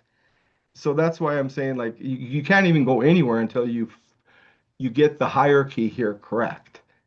Like, and so that he's telling us this, that you have to do this for our own benefit, because it doesn't do you any good to try to come anywhere else. Like, humble yourself, realize who I am and who you are, and then we can build on that. That's what I got from that. Yeah, amen. I just like reading in, a wrathful man cannot be declared right, because like you enter into wrath. It exactly is. It's like you're bringing yourself up to the level of the Father, which like judgment is mine, like vengeance is mine, saith Yahuwah. So to bring yourself into wrath and judgment and trying, like, that's literally like the opposite. And like if you have a fear of Yahuwah, you physically would not even dream of putting yourself on that level to try to challenge his authority. It just, the two cannot be. So a wrathful man just simply cannot be made right. Like, it's just important for us to realize. Anybody else? No. Okay. All right, so we just finished chapter or verse 25. So we have 26 through 30. Anybody, Jess, did you raise your hand to read? I think you did.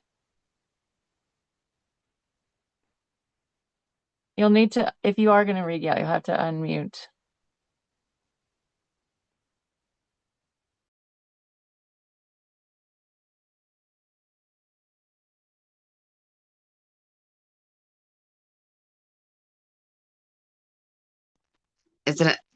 I don't know why today it's been so hard. Half the time I didn't even know I wasn't on camera. That's all right. I'm sorry. What verse did we leave off on? 26 to finish out the chapter. Okay, 26 on. If you desire wisdom, guard the commands. Okay, wait a minute.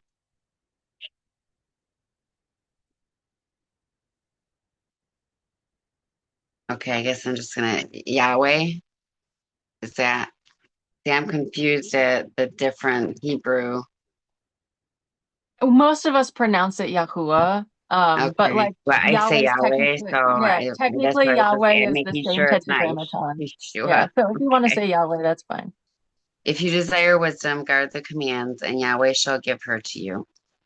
For the reverence of Yahweh is wisdom and instruction, and belief and meekness are his delight. Do not doubt the reverence Yahweh when you are poor, and do not come to him with a double mind. Do not be a hypocrite in the sight of men, and take heed what you speak. Do not exalt yourself, lest you fall and bring shame upon yourself. And so Elohim uncover your secrets and throw you down in the midst of the assembly, because you did not come in truth to the reverence of Yahweh, but your heart is full of deceit.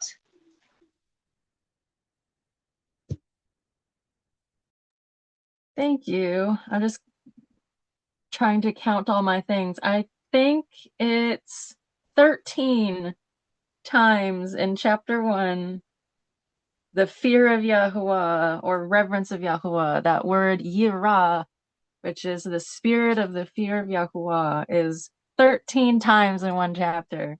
How important is it to fear, to humble yourself, to be brought low, to have this trembling? It keeps you safe from hypocrisy and wrath and pride and all of these things. Does anybody have anything that stood out to them in those last little verses there? Also, shalom, Sister Ingrid. I see you there. You are coming in at the very end of our study, but the video will be posted at some point. But it's so good to see your face. Shalom, shalom. Shalom, shalom. I'm so sorry. I was bringing a word to Pakistan, and it was at the same time. I did post it somewhere, but I will listen to the live. Thank you. It's good to be here. Yeah, good to have you. Good to see you. All right. Jer, I see your hand raised. Well, it just seemed to me that what came to mind is that was the cause of, or part of the problem with Hasatan, is because he obviously did not possess the fear and reverence of Yahweh. And that was, he got on that slippery slope, and we all know where he ended up. And also, we're talked about, he will be brought down in the midst of the assembly.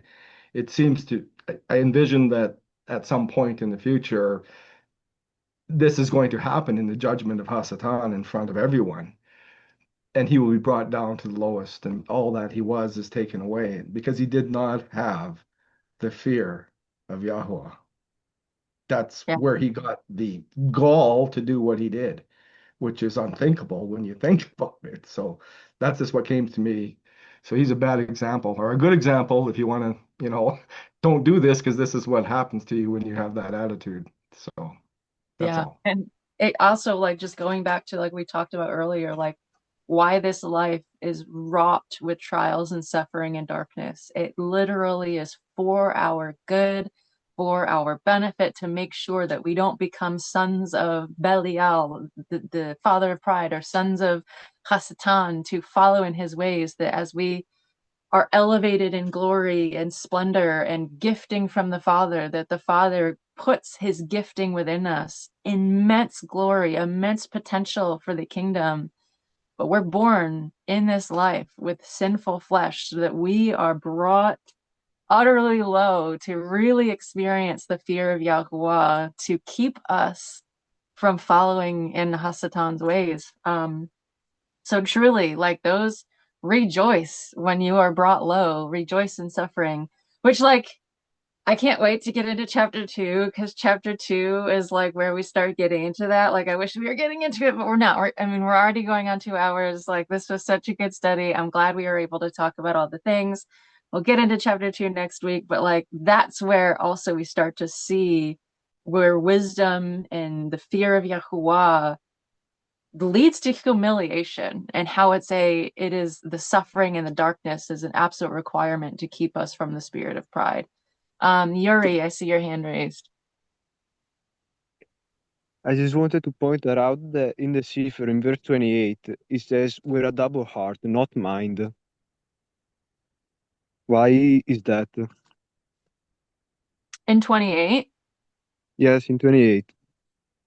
Mine does say double mind. Was another translation a double heart? I mean, in my Sefer, it says double heart. Interesting. Okay. Do not doubt, do not doubt the reverence of Yahuwah when you are poor, and do not come to him with a double mind. That is very interesting. I know that kind of like in the Hebraic understanding, the mind and the heart can be used interchangeably as to what drives you to make decisions. And so we actually see this in, like, the Old Testament. It's love Yahuwah with all your heart, soul, and strength.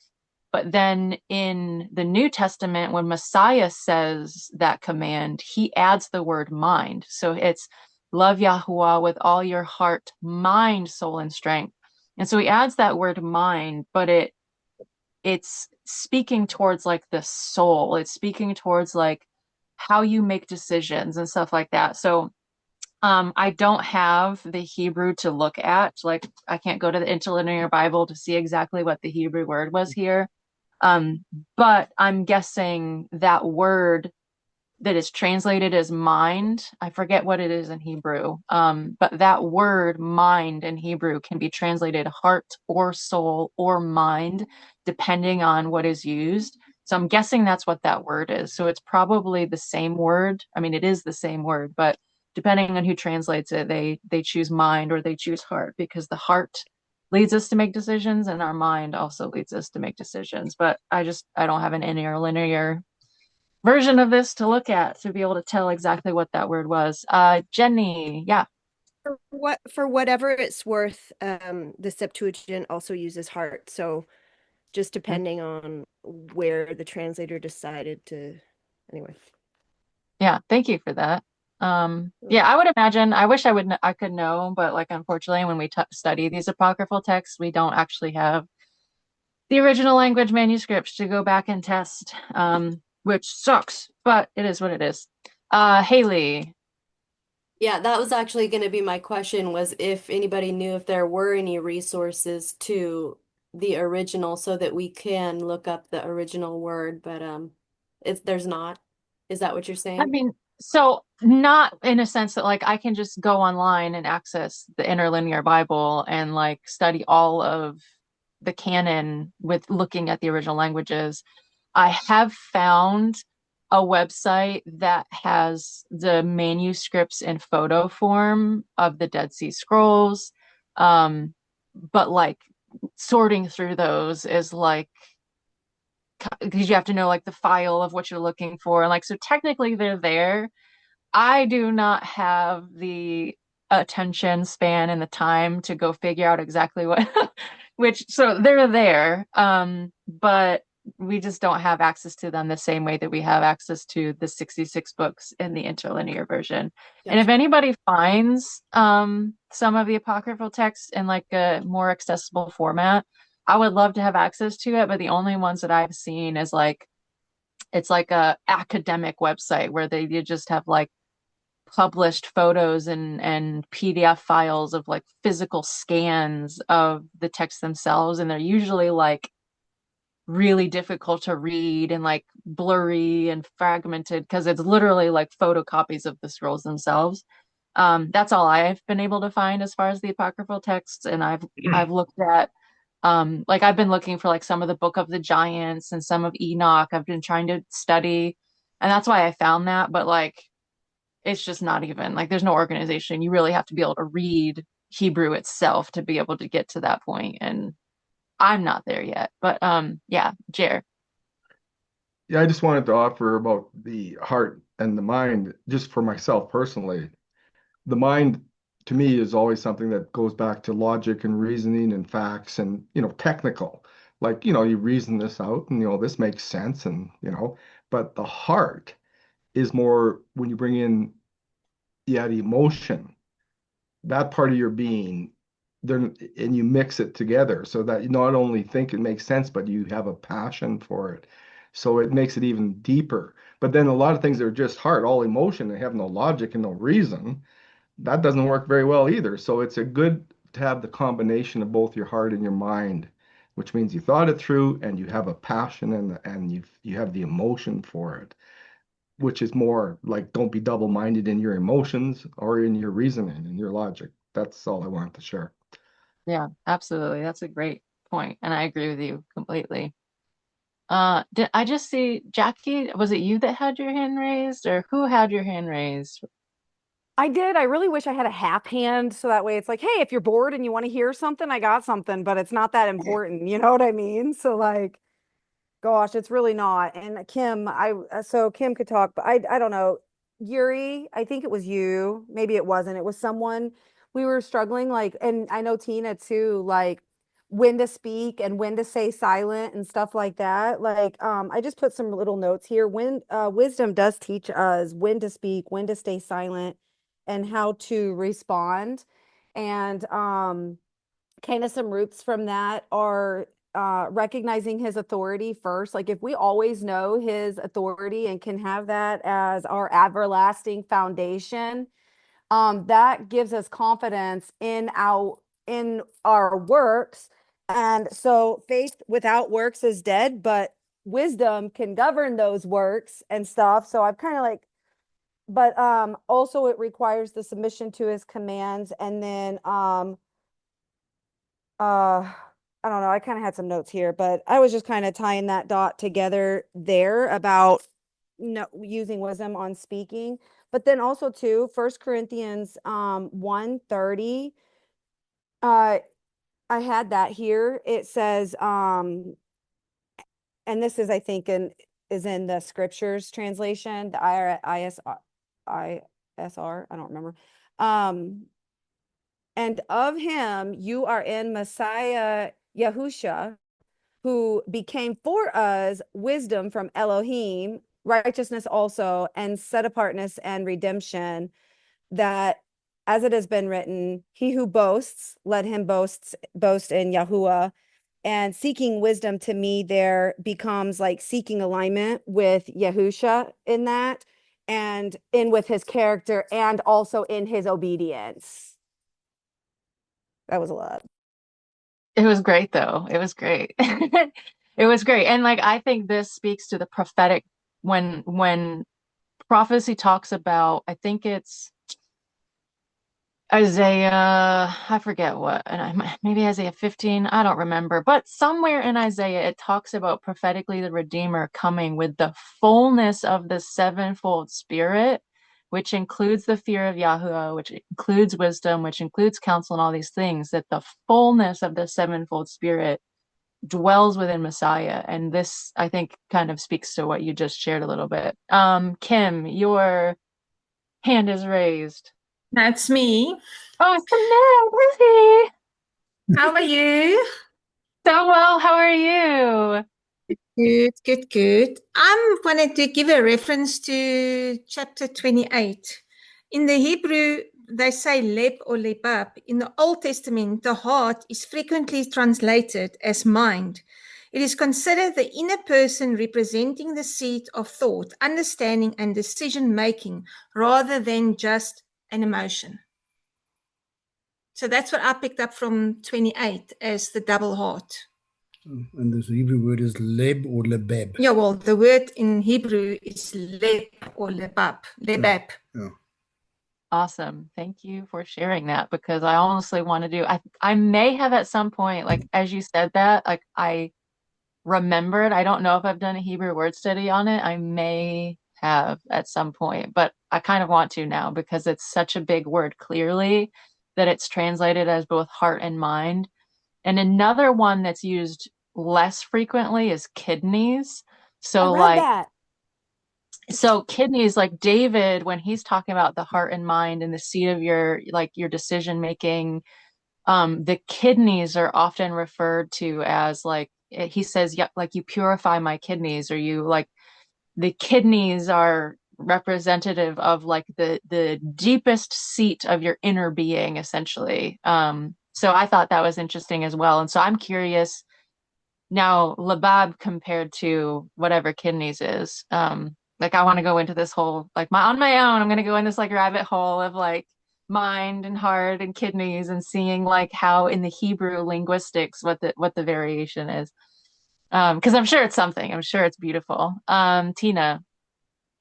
So the really interesting bit about you mentioning kidneys is if you look at it from a warfare perspective, there's often bits throughout Psalms that talk about arrows and arrows into the kidneys, and the enemy will obviously want us in, our feelings. Our heart is deceitful above all things, all that kind of thing. So I would definitely say if you look into that, all three are going to have a massive link in terms of where we fall or where we're attacked, or however you want to look at it, in from that perspective. Definitely. But yeah, I've heard the same, the mind and the heart leb being the same thing. You've just solidified it. I'm doing a word study on kidneys. I'm gonna do a separate study. Like it's a must now. Haley.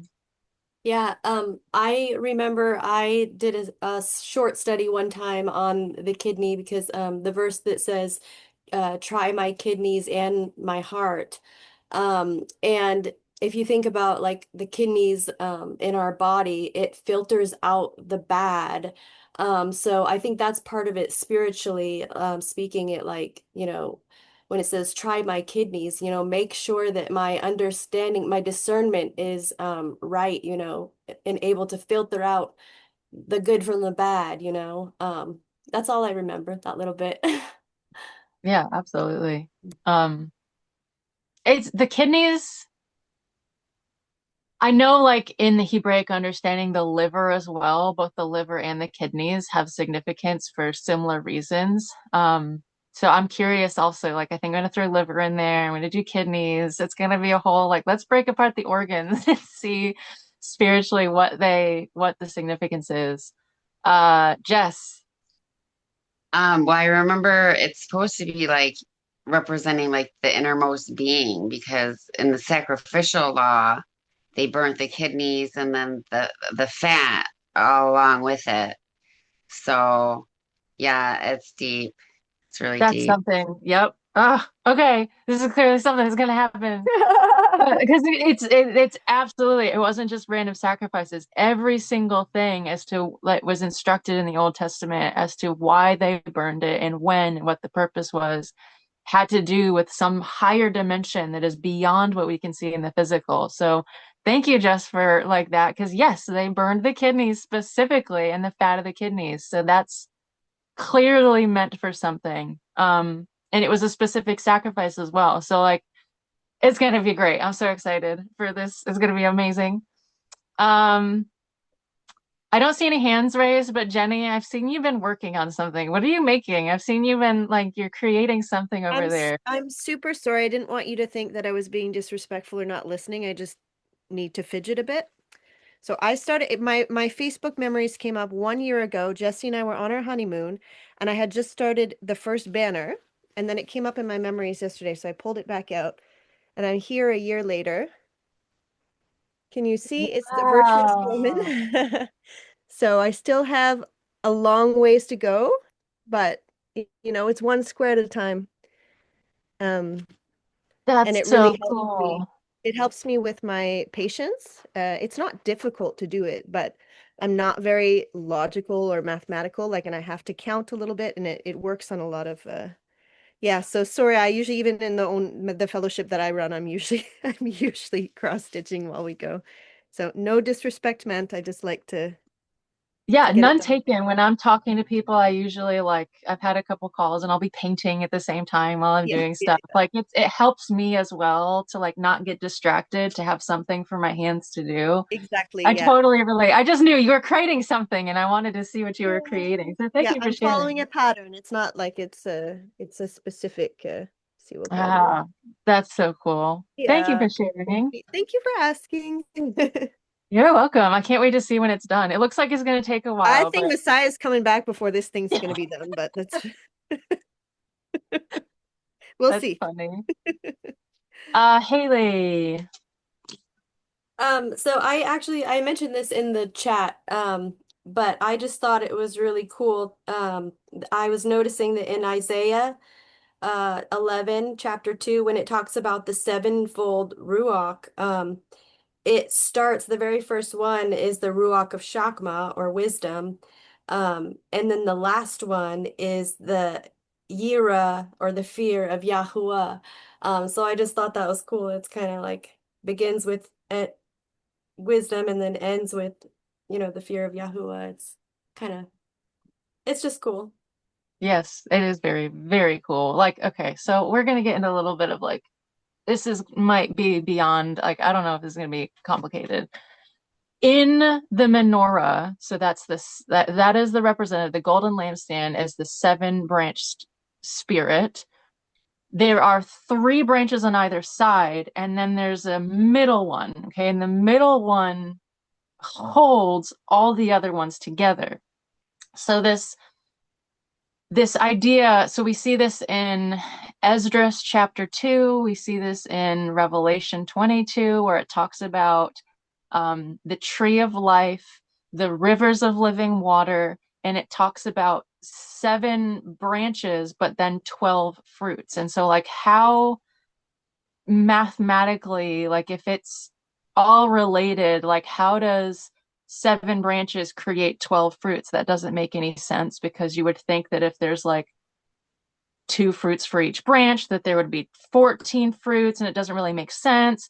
But it's because that middle branch is basically the center of the toroidal field. This is getting into the metaphysics. This is getting into our bodies. So there's the red, which is the one end of the light spectrum, and the violet, the purplish end, is the middle, where like it is going all the way up and down the trunk. So this is the fear of Yahuwah is the root, and it goes all the way up and down. The red and the violet colors are within the middle of it, and you don't see the evidence of the fruits of that middle branch as much, versus the 6 branches on the outside. You see the specific fruits. So 6 times 2 is 4, or is 12. So you get the 12. I'm not explaining this well. It would be better if I had my diagram, but I don't know where it is.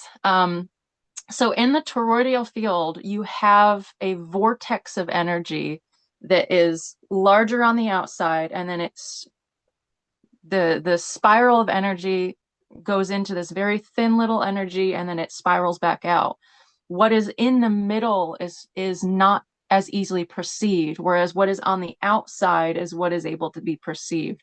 So there are 7 spirits, but the 2 are like this, the 7th one that's in the middle is what feeds all the others, and that's the fear of Yahuwah, and it feeds.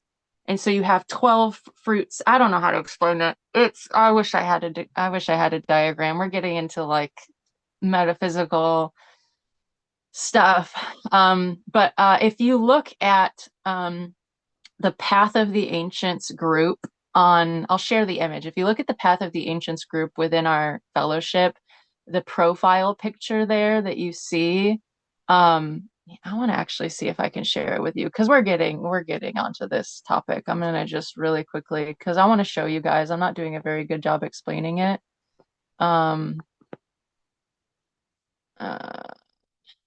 Let's see. Where is the fastest? Oh, there it is. Okay. So I'm gonna share my screen for a second and show you guys this image that is currently the profile picture for the Path of the Ancients group. And how do I share my screen? Everything is different. Share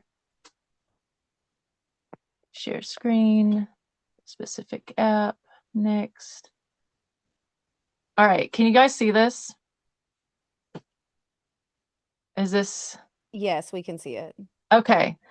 So if you look at the colors, this is something that I drew like a while ago. I had no idea really what I was drawing. I just drew it. So we have the tree of life, we have the cross, we have that middle branch with the crown on it. So if you look at the colors, you're not quite seeing it as accurate as what I would say, but at the bottom of it, you have the red, and at the top, you have that violet color. If you were to imagine that, I wish I could be showing you, like you can't see me at this, but if you look at what I've drawn and kind of stretch it out to be a toroidal field, that inner vortex of what is like within that main trunk is connected between that violet and the red, whereas the colors that would be on the outside of that, so flowing outward, are like green and yellow and blue, which is where many of those fruits come from. But it's just, you don't have 14 fruits because you have that main trunk that is connecting all the others together. So I don't know if that helps. I literally don't know if I'm making any sense. It's kind of like it's a lot, but it's second as just chapter 2, and Revelation talks about the tree of life with this living waters flowing within the trunk and around the trunk. And this is talking about that life force energy, the pure living waters coming from the throne, coming from the throne of the Lamb, and it is within us, and it is without. It is within the tree of life, and it is without. And so there are 12 fruits rather than 14 fruits because that main trunk goes all the way through, and doesn't have necessarily fruits of itself, that are evident or visible. So that's a lot. I'm gonna stop talking. Um, Yuri, I see your hand raised. Yes, in verse 30, exalt not yourself lest you fall. It makes me think about how much the world makes you like can get you really prideful in a way because of many things like sports and like comparing other people to you and everything. I still have a really funny example when I was a kid, but it's more of a worldly example, so I don't know if it's good to share it with people. I mean, I mean, if it's a testimony of like the father and, learning, like it's worth sharing. It's testimony. No, it's more about one guy who's playing with me. It's not. I don't think it's like I said a worldly example, but like we were watching the scoreboard, and he had like 40 points or something, and he was so prideful, like his friends hyping him up and everything, and then the coach is like, "Yeah, but the other guy you were going after scored more points than you." And honestly, I was laughing a bit when he said that. Oh, like he was being puffed up and then later having humiliation. Is that what it is? Yeah, about it Yeah, was that. that makes sense. Yeah, I mean, and like this world is designed like so the enemy rules the air, and I mean has his hand in all things of what society in this world says important, of like possessions and accolades and fame and fortune and all of this stuff. um is I can do it, I can be my own god, like I do these things, and it is what this world tries to cause you to think and cause you to value, versus the ways of the Most High is the opposite, is to flee from the things of this world and to be humility in humiliation, and to think of yourself no more highly than you ought to think, and um to not be quick to speak. And so there's lots of, it's a contrary. You see, like when you really study, like there's the ways of the Most High and there's the ways of the world, and being puffed up in this world, whether it's humiliation in this life or the next, like you will be brought low. You can bring yourself low, or you can let the Most High do it. And I would much rather bring myself low than having to be forced into it. Haley. Yeah, so on the 12 fruits, also something that I noted in the study group, but I read in Galatians that there's nine. We know there's love, joy, peace, patience, kindness, goodness, faithfulness, gentleness, and self-control. And so I kind of just noted to myself, like, where are the other three? And when I researched, I seen that there are some Catholic texts that add, well, that they include all of those, and then they add modesty, generosity, and chastity. Um, but that's just something I was curious about, is where do we find those other three in the text that we have? Or why is there only nine listed in Galatians? I see Jenny saying that she's gonna have to. Thank Thank you you for guys coming so and much. hanging out with I'll more us. than likely be here next week, and I think my husband will join us too. Oh, yay, that would be so fun.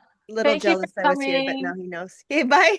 All right, Thank shalom, you. love Bye. you. Shalom.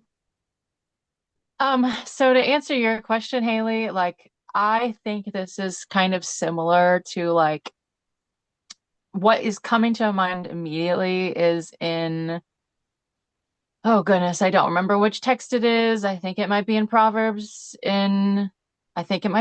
chapter 8, where she's talking about counsel is mine, understanding is mine, might is mine. She only lists like five of the sevenfold spirit. She doesn't give all seven. So I think it's just an example. Like I think in Galatians, it's the only current record that we have of somebody talking about the fruits of the Spirit. And I think it's kind of just an example of Paul just giving like some of them. Whereas like in wisdom is documented of sharing this of spirits that belong to her, but she doesn't include all seven. She's only like giving some here and some here. And so I think it's like, it doesn't mean that there's only nine. I think it's just in that specific text, it happens to be that only nine are shared.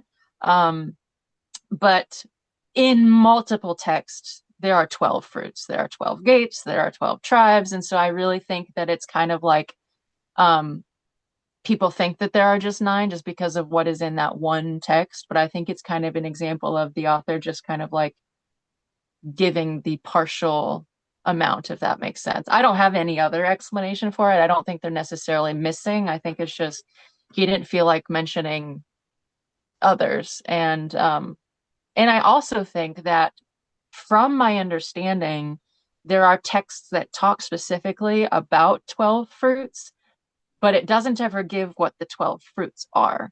Versus in Galatians, it's the only text that I have read that specifically classifies some of what these fruits are.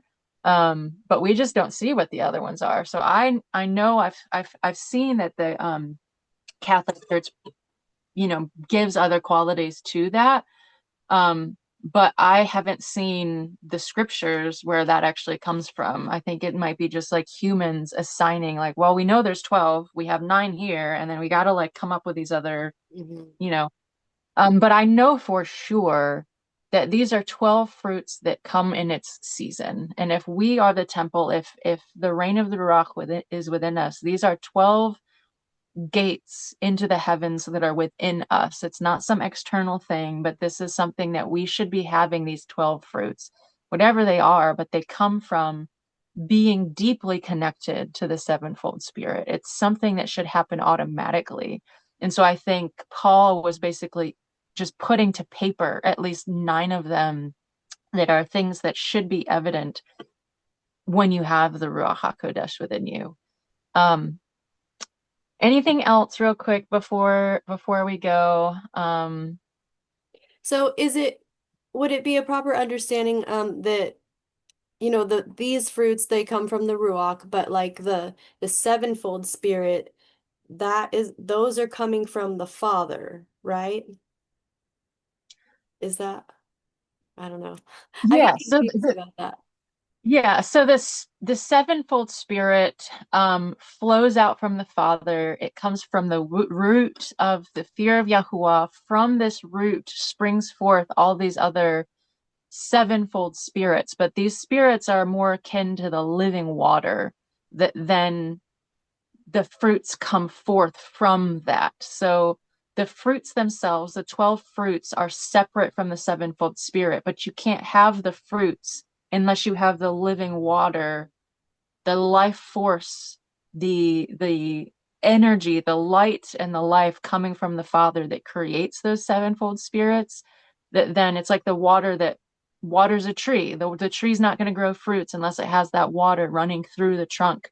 And so I think like they're directly correlated, like the 7 spirits are directly like it's cause and effect. Like you can't have the fruits unless you first have the spirits that lead to the fruits. But they're not quite the same thing. It's just one basically feeds into or leads into the next. I don't know if that answers your question. It makes a little sense. A little sense. But yeah, so like the living water comes from the throne. It pours out. This is pure light. This is the pure white light that then is split in the 7 colors of the rainbow. As it comes into a prism, the colors are split and we see red, orange, yellow, green, blue, indigo, violet. This is the splitting of the pure spirit of the Most High, splitting into the 7 colors within us. And each of those streams of living water then feed into the 12 fruits, essentially. So it's like, I think different dimensions. We're talking about different dimension of perception. It comes from the Father, and it's the living waters. that light of the world. And then from there, beneath that, a lower dimension of perception is the 12 fruits. Like, I think that's how it is. Like, that's my understanding. But they're all related. They're all connected. They're all part of the same tree. They're all part of the Father. It's just going down in dimensions, I would say. All right.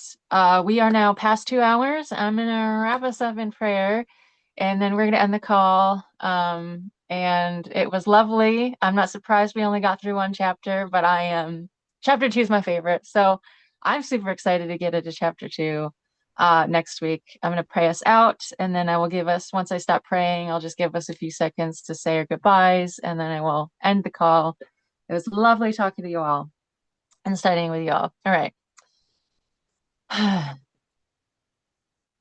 Abba Yahweh, thank you for this time that you have allowed us to gather in the way that we have with this technology, that we are able to, even though as individuals in our physical space, our sphere of influence, we may be alone, we may be surrounded by people who don't understand us and don't want to follow your ways, Father, but that you've given us this opportunity in this age to be able to fellowship together thousands of miles apart and in different time zones and different continents, Father, that we can still come together and be joined of one mind and one ruach, that where two or more are gathered, you are here with us, you are pouring out your knowledge and understanding and your wisdom and the sevenfold spirit that we are beginning to understand, Father.